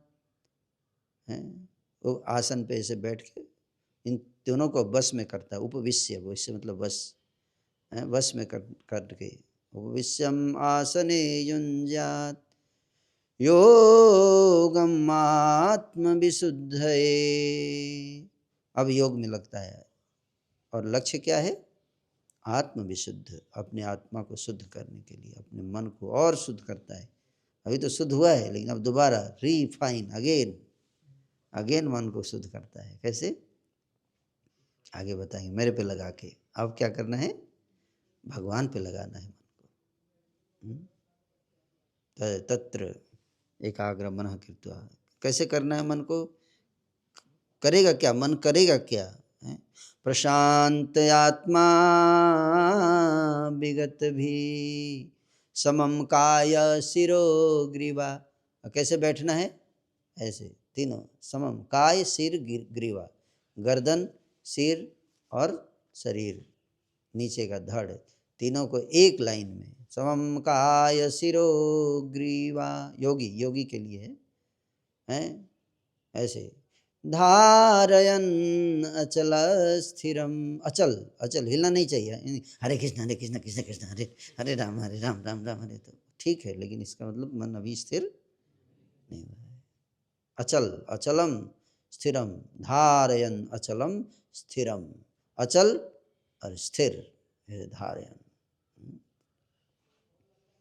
संप्रेक्ष्य नासिकाग्रम त्वं स्वम, और दृष्टि कहाँ होनी चाहिए, नाक के अगले हिस्से पर, यहाँ, नाक, अपने नाक के, दूसरे के नाक के नहीं, इसलिए स्वम बोल रहे हैं भगवान, समझ, मेरे नाक पे नहीं देखना है, स्वम मतलब अपनी नाक पे है। संप्रेक्ष्य, संप्रेक्ष्य मतलब देखो, नासिकाग्रम स्वम, नासिका के अग्रभाग यहाँ पर है, किसके नाक पे, स्वम अपने, दिशश्चानवलोकयन, और दिशाओं की तरफ मत देखो, चारों तरफ, दिशश्चा अनअवलोकयन, अनअवलोकन नहीं देखना है, कहाँ, चारों तरफ दिशाओं, चारों दिशाओं नहीं देखना, एकदम कॉन्सेंट्रेशन, फोकस। प्रशांत आत्मा, मन शांत हो गया, विगत भी, भय से मुक्त हो जाओ, हैं, ब्रह्मचारी व्रत स्थितम, ब्रह्मचारी व्रत का पालन करते हुए, हैं, ब्रह्मचर्य व्रत का पालन करते हुए, मनः संयम्य, मन को संयमित करो, मत चित्त, आगे देखिए, मत चित्त, अब क्या बोल रहे, मेरे में लगाओ मन को, मत चित्त, अपने मन को अब इतना करके क्या करना है, मेरे में लगाओ, मत चित्त, मेरे पे अपने मन को लगाओ, युक्त आसीत मत्परः, इस प्रकार से युक्त हो, मेरे पे लगाओ मन को, मेरे में, मेरे पे ध्यान लगाओ, अब स्मरण ध्यान लगता है। युञ्जनेव सदात्मानं योगी नियतमानसः, इस प्रकार से अपने मन को सदा, योगी है ना, योगी नियंत्रित करके, सदा, सदा आत्मानं, युञ्जनेव सदात्मानं योगी नियतमानसः, अपने मन को नियंत्रित कर लेता है। इस प्रकार से भगवान आत्म योगी नियत मानस, अपने मन को कंट्रोल करना है ऐसे। फिर भगवान इस तरह से आगे बताते हुए, तो ध्यान इसमें इस बात को करना है कि हम अब जब मन स्थिर हो गया तब हम भगवान पे उसको लगा पाएंगे। जब तक मन इधर उधर भाग रहा है, हम माला लेके हरे कृष्ण हरे कृष्ण कृष्ण कृष्ण हरे हरे हरे राम राम राम राम, ये तो निश्चलती मनः, मन जहाँ जहाँ भागता है, चंचलम अस्थिरम, ततस ततस नियम एतद, उसको पकड़ पकड़ के लेके आने का, वहाँ से लेके आओ, नियम में एतद, पकड़ पकड़ के लाओ, क्या पकड़ पकड़ के नियम में, इसको पकड़ पकड़ के लाओ। और आत्मन्य वशम नहीं, अपने बस में करो उसको, बाहर प्रैक्टिस, जो क्या दे प्रैक्टिस। जब करते हैं मन भाग रहा है, फिर पकड़ के लाओ, फिर पकड़ के लाओ। जैसे ही पता चला हरे कृष्ण कृष्ण मन भाग गया है, फिर आओ इधर, राम राम राम हरे हरे कृष्ण कृष्ण कृष्ण हरे हरे राम राम, फिर से मन भाग गया। जैसे ही पता चला, भाग जाएगा, पता ही नहीं चलेगा आपको कब भाग गया। लेकिन जब पता चल गया तो तुरंत क्या करना है, जब तक पता नहीं चला तब तो कोई बात नहीं, क्या करोगे आप, पता ही नहीं चल रहा है आपको भागा हुआ है। लेकिन जैसे ही पता चला कि भाग गया है तो क्या करना है, तो फिर से चलो इधर आओ, फिर से जब भाग गया, चलो मैं भी तुम्हारे साथ भाग जाता हूँ, हम भी छोड़ो, जब चलो हम भी चलते हैं, भागते हैं। तुम मत भागो, वो भागा है, तुम मत भागो, बल्कि उल्टे क्या करो, उसको पकड़ के फिर से लाग, तुम बैठ यहाँ, चल बैठ मेरे साथ जप कर, कहाँ भागा था रे। नहीं देखते कई बार भीम अर्जुन प्रभु, पता चलता है जब करते तो कोई भाग गया आश्रम में, तो जाके पीछे चल उधर चल, साथ में बैठ इधर। उसी तरह से मन, भगवान बता रहे हैं, देखो गीता में कितना सुंदर, चौथे छठा अध्याय, बहुत अच्छा से ध्यान योग है ना, ध्यान योग में बता रहे हैं कि जाग लेके आओ उसको, बैठाओ यहाँ पे ना मन को, प्रशांत मनस हेनम सुखम योगिनम सुखमुत्तमम। अगर तुम ऐसा करोगे, क्या बार बार पकड़ के लाओगे, इस प्रकार तुम्हारा मन धीरे धीरे क्या होगा, शांत हो जाएगा, प्रशांत मनसम। लेकिन इसको प्रैक्टिस करना पड़ेगा। आप छोड़ दोगे तो आप भी भाग गए तो मन शांत नहीं होगा, फिर तो जीत गया। स्ट्रगल, थोड़ा स्ट्रगल करना, नहीं पकड़ के लेके आना है, बैठो शांति से बैठो, धीरे धीरे। देखो कितनी उत्तम बात बता रहे हैं, प्रशांत मनसम हीनम। उसके बाद बता रहे कि योगिनम सुखम उत्तमम। अब उत्तम सुख मिलेगा आपको, क्या होगा, होने लगेगा, सुख का आस्वादन होना शुरू हो जाएगा। जब तक भागता रहेगा और आप भी भागते रहेंगे उसके पीछे, तो सुख का आस्वादन उसको लेके आइए और करिए, कृष्ण पे लगाइए, भगवान पे लगाते धीरे धीरे धीरे आप देखोगे आपको एक दिव्य आनंद का अनुभूति होगा। कृष्ण बता रहे हैं, उपैति शांत रजसम, रजगुण शांत हो जाएगा। रजगुण का मन भागता है ना, शांत हो गया, शांत। ब्रह्मभूतम अकल्मषम, ब्रह्मभूत अवस्था को प्राप्त कर जाओगे और कल्मष से मुक्त हो जाओगे। युंजनेव सदात्मानम जोगी विगत कल्मष। इस प्रकार से फिर से बोलते हैं, अब फिर से युक्त हो गया योगी, है आत्मा में युक्त हो गया, और इस बार विगत कल्मष, विगत कल्मष, इस बार विगत कल्मष। पिछली बार बोले थे नियत मानस, पिछली बार बोले थे युंजनेव सदात्मानम योगी नियत मानस, 14वें श्लोक में। यहाँ भी बोल रहे हैं योगी विगत कल्मष, वहाँ मन को नियंत्रित किया, कल्मष से मुक्त नहीं हुआ था, अब कल्मष से मुक्त हो गया योगी। अनर्थ निवृत्ति, अनर्थ निवृत्ति, कल्मष से मुक्त हो गया। अब क्या होगा, है जब कल्मष से मुक्त हो जाता है तो बता रहे सुखिनः ब्रह्म संस्पर्शम, ब्रह्म भगवान से उसका स्पर्श होता है ना, भगवान से कांटेक्ट होने लगता है उसका, ब्रह्म संस्पर्शम है, अत्यंतम सुखम अश्नुते, और अत्यंत सुख, इतना आनंद आएगा, इतना आनंद, उसमें डूब जाएंगे आप आनंद में।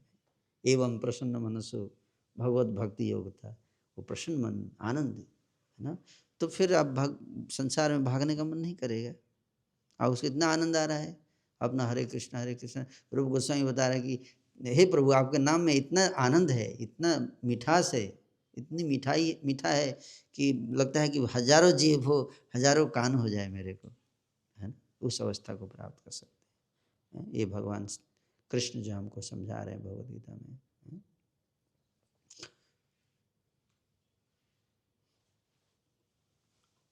जिस प्रकार से प्रयास, इसको क्या कहते हैं, प्रयास और प्रार्थना, दोनों अगर जब हम करेंगे तो हम भगवान फिर हमारे ऊपर कृपा करते हैं। देखते हैं प्रयास कर रहे हैं, प्रार्थना कर रहे हैं, तो हमको वास्तविक चीज़ देंगे।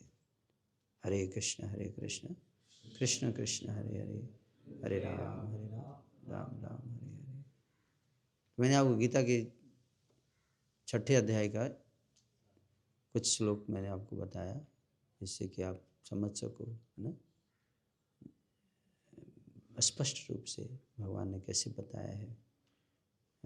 योगारूढ़ छो, योगारूढ़ कैसे जाते हैं, है ना, योगारूढ़ अवस्था में पहुंचने के लिए तब जाके आप एकांत में बैठ सकते हो, भजन कर सकते हो। लेकिन नकल नहीं करना चाहिए। कई बार हम दूसरे को देते, अरे ये तो लाल कपड़े में इसको इतना सम्मान मिल रहा है, मैं भी लाल कपड़े में आ जाऊँगा, मेरे को भी सम्मान मिलेगा। सम्मान मिलेगा, लेकिन आपका मन नियंत्रित नहीं हुआ है। लाल कपड़े में आने का उद्देश्य सम्मान प्राप्त करना नहीं है, मन को नियंत्रित करके उस सुख को प्राप्त करना है जो भगवान बता रहे हैं गीता में, हैं। उस सुख की अवस्था को प्राप्त करो, नहीं तो सम्मान अपमान के सुख में फंसे रहेंगे, फिर सुख दुख में फंसे रहेंगे। आज सम्मान मिल गया, कल अपमान मिलेगा, है कि नहीं। अब जो इतने महात्मा लोग, इतना सम्मान मिलता है, हजारों की संख्या में उनके अनुयायी हो जाते हैं, और बाद में वो जेल चले जाते हैं, तो इतना अपमान होता है उनका, नहीं होता है। फिर लोग वही गाली देते हैं उनको, उसी महात्मा को गाली देते हैं। क्यों? क्योंकि मन नियंत्रित नहीं था। लेकिन जो ब्रह्म सुख है, ब्रह्म स्पर्श, सुखिना ब्रह्म स्पर्शम, भगवान से जब हमारा संपर्क होगा, संपर्क स्थापित होगा, तो उससे जो सुख होगा वो अक्षयम सुखम अश्नुते, वो सुख कभी खत्म नहीं होगा। स्टे हाई फॉर एवर, हमेशा। क्योंकि आप भगवान के साथ आपका संबंध हो गया ना, स्थापित हो गया, कनेक्शन, नेटवर्क स्टेब्लिश हो गया भगवान से, हैं, तो फिर आप आनंद में रहो। तो उस अवस्था को प्राप्त करना चाहिए। इसके लिए साधना बहुत ज़रूरी है ना। इसलिए प्रभुपाद जी ने साधना, डिसिप्लिन में साधना करिए, समय पे सोइए। अगर आप उस अवस्था को प्राप्त करना चाहते हैं तो क्या करना पड़ेगा, डिसिप्लिन। जो डिसिप्लिन बताया है प्रभुपाद जी ने हमको, उसका पालन कीजिए। हिंसिकल मत बनिए, नहीं तो बहु जन्म करो यदि श्रवण कीर्तन, तबु तन पाए कृष्ण पदे प्रेम धन। हरे कृष्ण। एनी क्वेश्चन, किसी कोई प्रश्न है? यस।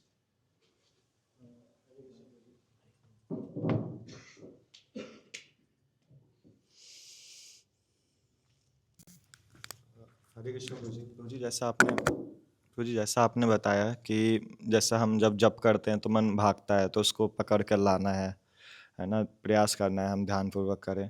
प्रभु जी, ऐसा मतलब प्राय ऑब्जर्व किया है कि जैसे सुबह हम जप करने बैठते हैं तो स्टार्टिंग की माला में तो मन बहुत ही ज़्यादा भागता है, फिर धीरे धीरे हम लोग जब प्रयास करते हैं तो धीरे धीरे जब आखिरी की माला होती है तो मन थोड़ा थोड़ा मतलब उतना भागता नहीं है, मतलब अच्छे से जप होने लगता है। फिर अगले दिन फिर से ज़ीरो से स्टार्ट हो जाता है, फिर से मन उतना ही भागता है। और प्रभु जी, ये भी कहा जाता है कि हमारा कल का जप आज से अच्छा होना, मतलब आज का जप पिछले से अच्छा होना चाहिए, तो उस चीज़ को कैसे कर सकते हैं? बहुत अच्छा प्रश्न है आपका। तो एक्चुअली क्यों जीरो हो जाता है, उसका कारण है क्योंकि आप 2 घंटे जप किए, उसके बाद 22 घंटे क्या किए, यस प्रभु जी। माया माया माया अलग जगत में रहे ना, चीज़ों में इंडल्ज। सांसारिक लोगों से मिले, व्यापार बिजनेस में लगे, वहाँ से वायरस घुस गया। थोड़ी सफाई होती है, वो हाथी जो होता है, हाथी स्नान जाता है, नहाता है, बाहर आके फिर से मल ऐसे डाल देता है। लेकिन सततम, अगर युजित सततम, अगर लगातार आप जप करोगे, कंटिन्यूअस अगर आपने किया, है ना, पूरे 24 घंटे, फिर आप देखो नहीं होगा ऐसा, और बढ़ता जाएगा। अभी हम लोग ऐसा नहीं कर सकते क्योंकि मजबूरी है, बिजनेस भी करना है, कमाना भी है, पढ़ाई भी करनी है, बाहर जाना पड़ेगा, भौतिकवादी लोगों से डील करना पड़ेगा।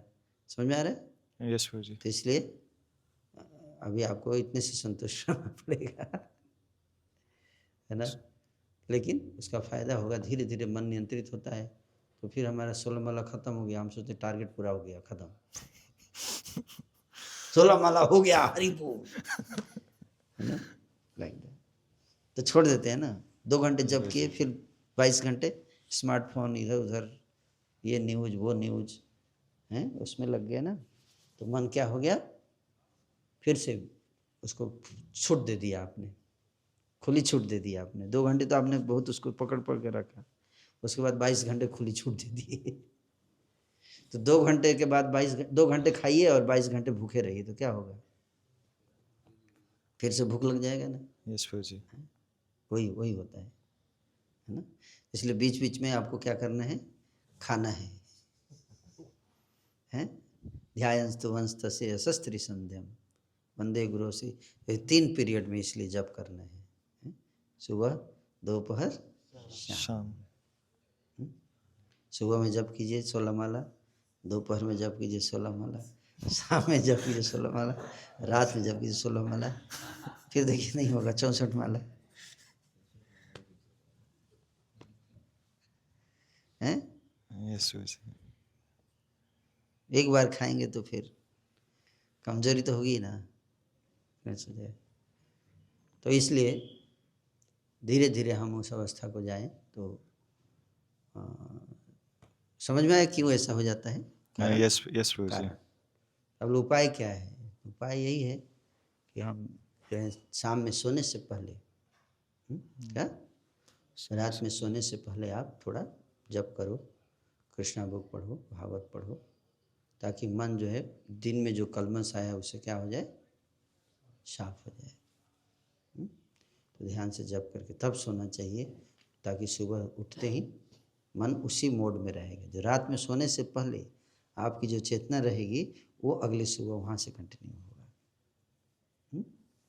इसलिए सैंडविच फार्मूला प्रभुपाद जी ने दिया, सुबह का प्रोग्राम, फिर बीच में सेवा करने के लिए भक्त लोग जाते हैं, है ना, और फिर शाम का इवनिंग प्रोग्राम, है ना, भागवत गीता क्लास होती है, फिर उसके बाद कृष्णा बुक, प्रभुपाद बोले रात में कृष्णा बुक पढ़ो और फिर तब सो जाओ, बस प्रार्थना करके ना भगवान से, गुरु से, कि आज का दिन आपने मुझे अपनी सेवा में लगाया, अपने चरणों में ध्यान लगाए, धन्यवाद देना है। और प्रार्थना करनी है कि कल सुबह उठते ही मेरा मन आप में लग जाए, हे प्रभु, इधर उधर दिग्भ्रमित ना हो।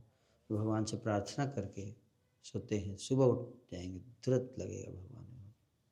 ये तरीका होता है सैंडविच। क्या सैंडविच खाए हैं? यस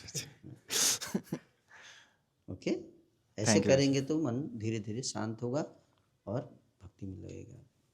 लेकिन एक बार करने से नहीं होगा, बहुत मुश्किल है। इसलिए प्रभुपाद जी ने मॉर्निंग प्रोग्राम, इवनिंग प्रोग्राम, दो प्रोग्राम दिया ना। किस लिए दिया? तो कोई मंदिर में ब्रह्मचारी नहीं है तो आपको घर पे ही इवनिंग प्रोग्राम करना पड़ेगा, हैं। घर पे बैठ के पढ़िए, भागवत पढ़िए, मन को लगाइए, समझाइए, समझ गया मन, है, जप कीजिए, साधना कीजिए, 2-3 घंटे शाम में करेंगे, 2 घंटे, तो ठीक है। थैंक यू प्रभु जी। बस एक लास्ट क्वेश्चन, हाँ, बस एक लास्ट और था। प्रभु जी आपने बताया था कि जैसे कि अगर हम जो सेवा कर रहे हैं ना, तो उसका फल पे डिपेंड करेगा हमने वो सेवा किसके लिए किया। पर प्रभु जी जैसा हम प्रीचिंग का सेवा करते हैं, तो उसमें प्रभु जी सही कॉन्शियसनेस को कैसे हम मेंटेन कर सकते हैं? ये बहुत मुश्किल लगता जो है भी प्रभु जी। फल आता है उसको हमें मंदिर में जमा कर देना चाहिए, सिंपल बात है।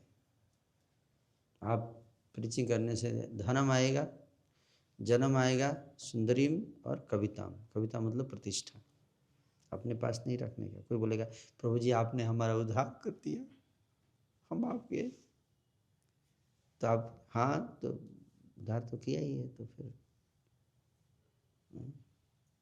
एक्सेप्ट कर लिया आपने। क्या किया आपने? एक्सेप्ट कर लिया है। आप मान लिए कि हाँ मैंने तुम्हारा उद्धार किया। जैसे ही आपने बोला हाँ मैंने किया है, बोले नहीं, मन में भी सोचा, तो तुरंत वो पकड़ लिया, भूत चढ़ गया आपके ऊपर, तुरंत गुरु का स्मरण करो, हैं, या मंदिर के अधिकारियों का स्मरण करो, है ना, या अपने गुरुजनों का स्मरण करो। प्रभुपाद जी का स्मरण बेस्ट। किसका? प्रभुपाद जी का स्मरण करो। प्रभुपाद जी, मुझे अपनी माया से बचाइए, हे प्रभु, इस माया से बचाइए, है ना। मैं तो बस आपका यंत्र मात्र हूँ। ये सब आपकी कृपा है, आपकी करुणा है, आप करुणा सिंधु हैं, आप दया के सागर हैं, है ना। जैसे ही आपने ऐसे कहा, तुरंत आप उसे मुक्त हुए। क्रेडिट आपने क्या कर दिया? ट्रांसफर कर दिया क्रेडिट अकाउंट में।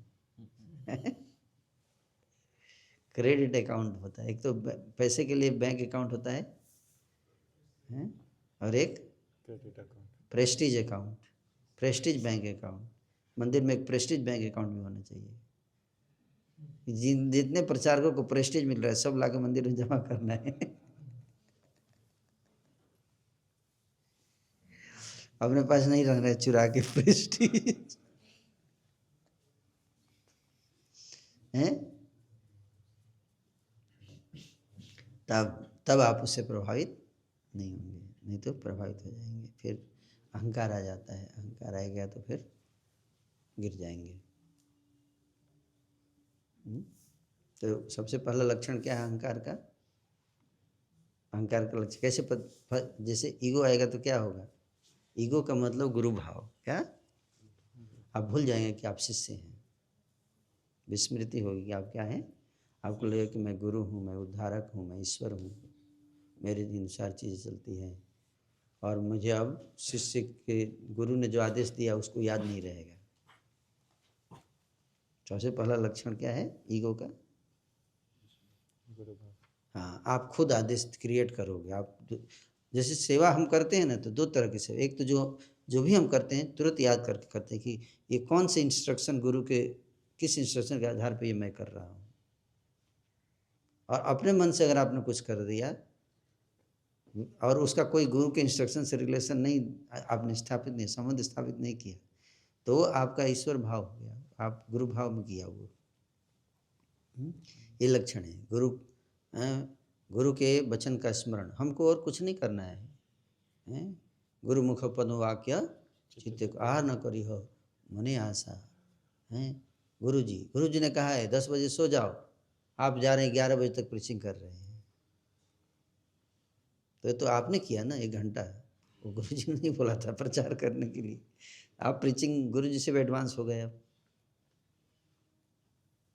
आप ज़्यादा कंपैशनेट हो गए ना गुरु जी से। आप तो भाव भी आएगा। अरे अगली बार गुरु जी बोलेंगे 10 बजे तक सो, अरे आपको तो पता ही नहीं है संसार में इतना प्रॉब्लम चल रहा है, नींद कहाँ आती है हमको। तो गुरु जितना बोल रहे हैं उसके आधार पर करना, ये लक्षण है। भूल जाता है अपने मन से, गुरु के आदेश को चेंज करता है, तो वो गुरु भाव का लक्षण है, डेविएशन का है। प्रेस्टीज से आप इन्फ्लुएंस हो गए हैं, ठीक है, तो आप उससे प्रभावित हो रहे हैं। तो स्मरण कर, नहीं मैं तो मायाबद्ध जीव हूँ, मैं किसी का उद्धार नहीं कर सकता, मैं अपना ही उद्धार नहीं कर पा रहा हूँ, दूसरे का क्या उद्धार करूँगा। मैं यंत्र हूँ, और यंत्र जो है जैसे मालिक चलाता है वैसे ही चलने का, तब यंत्र माने जाएंगे।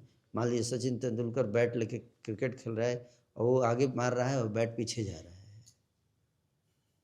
पता चला बोल्ड हो गया तेंदुलकर, तो ऐसे बैट को क्या करेगा तेंदुलकर? फेंक देगा, डिफेक्टिव बैट हो गया ना। इसलिए कई बैट्समैन बैट चेंज करते हैं, टूट जाता है या कुछ हो जाता है। अगर टूट गया नीचे से बैट, उससे खेल नहीं सकते ना, तो नया बैट लेता है, ये हटाओ इसको, व्हाट द पॉइंट।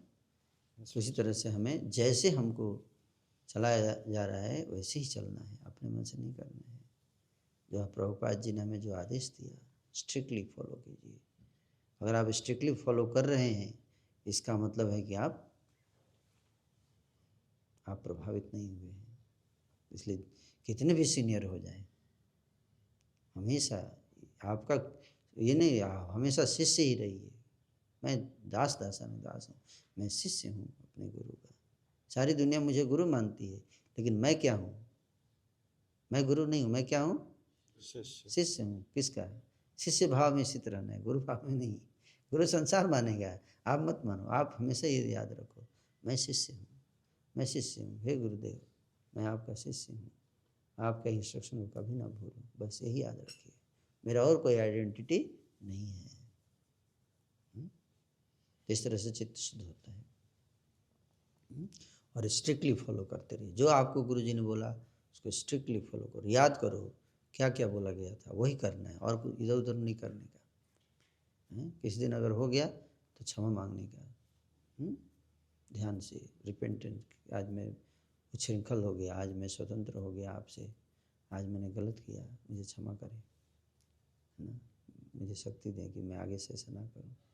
और अगर दोबारा हो गया, 3 बार हो गया तो बहुत सीरियस मैटर है, तो फिर आपको 3rd डिग्री अप्लाई करना पड़ेगा। अभी छोड़ो सब, जिसके कारण हो रहा है वो कारण से दूर हो जाओ,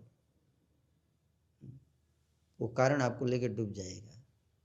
जो आपको गुरु के इंस्ट्रक्शन से विपथ कर रहा है वो कारण ही माया है, भले वो भक्त ही क्यों ना हो, वो भक्ति का प्रोसेस ही क्यों ना हो, वो प्रचार ही क्यों ना हो, वही माया बन के आएगा आपके पास। समझ में आ रहा है? क्योंकि आप प्रचार गलत नहीं है, आप प्रचार उस लेवल की प्रीचिंग करने योग्य नहीं है, इसलिए वो प्रचार आपके लिए माया हो गया। गंगा में नहाना गलत नहीं है, लेकिन कितना अंदर तक जाके नहाना है।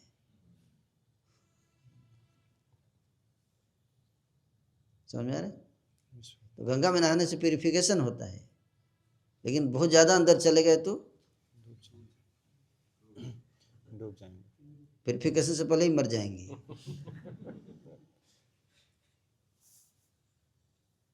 You got the point? तो अपना लेवल भी पता होना चाहिए। तो अहंकार का लक्षण ये है कि हमको लगता है नहीं मैं बहुत ज़्यादा एडवांस हो गया हूँ, अब मैं गुरु के आदेश को इग्नोर कर सकता हूँ, अब मेरे को आदेश फॉलो करने की ज़रूरत नहीं है। तो ये लक्षण है, इससे पता चलता है कि हम लोग प्रभावित हुए हैं कि नहीं हुए, है ना, प्रचार के अहंकार से, या लीडरशिप बॉर्न अनर्थ है, या कोई पोस्ट पोजीशन मिलता है तो उसमें ये खतरा रहता है। ठीक है, थैंक यू प्रभु जी। हरि बोल। Okay, last question. Hare Krishna प्रभु जी।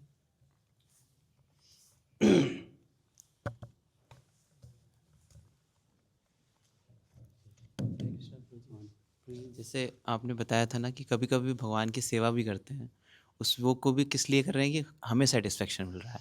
संसार में सेटिस्फेक्शन नहीं मिल रहा था तो भगवान की सेवा में सेटिस्फेक्शन मिल रहा है, तो फिर वो भी अपने लिए हो गया।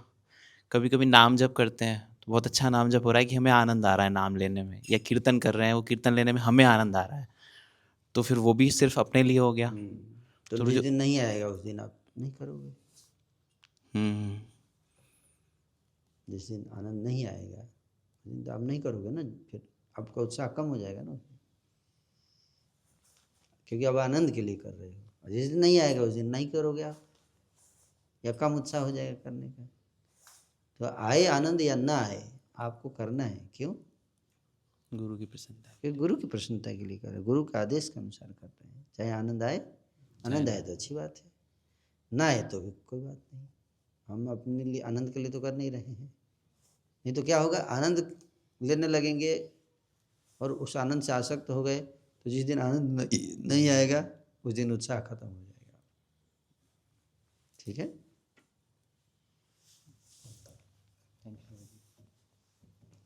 कई बार कष्ट भी आएगा, भक्ति में कष्ट भी आएगा, तो कष्ट आएगा तो आप नहीं कर पाओगे, तो कष्ट में भी करना है।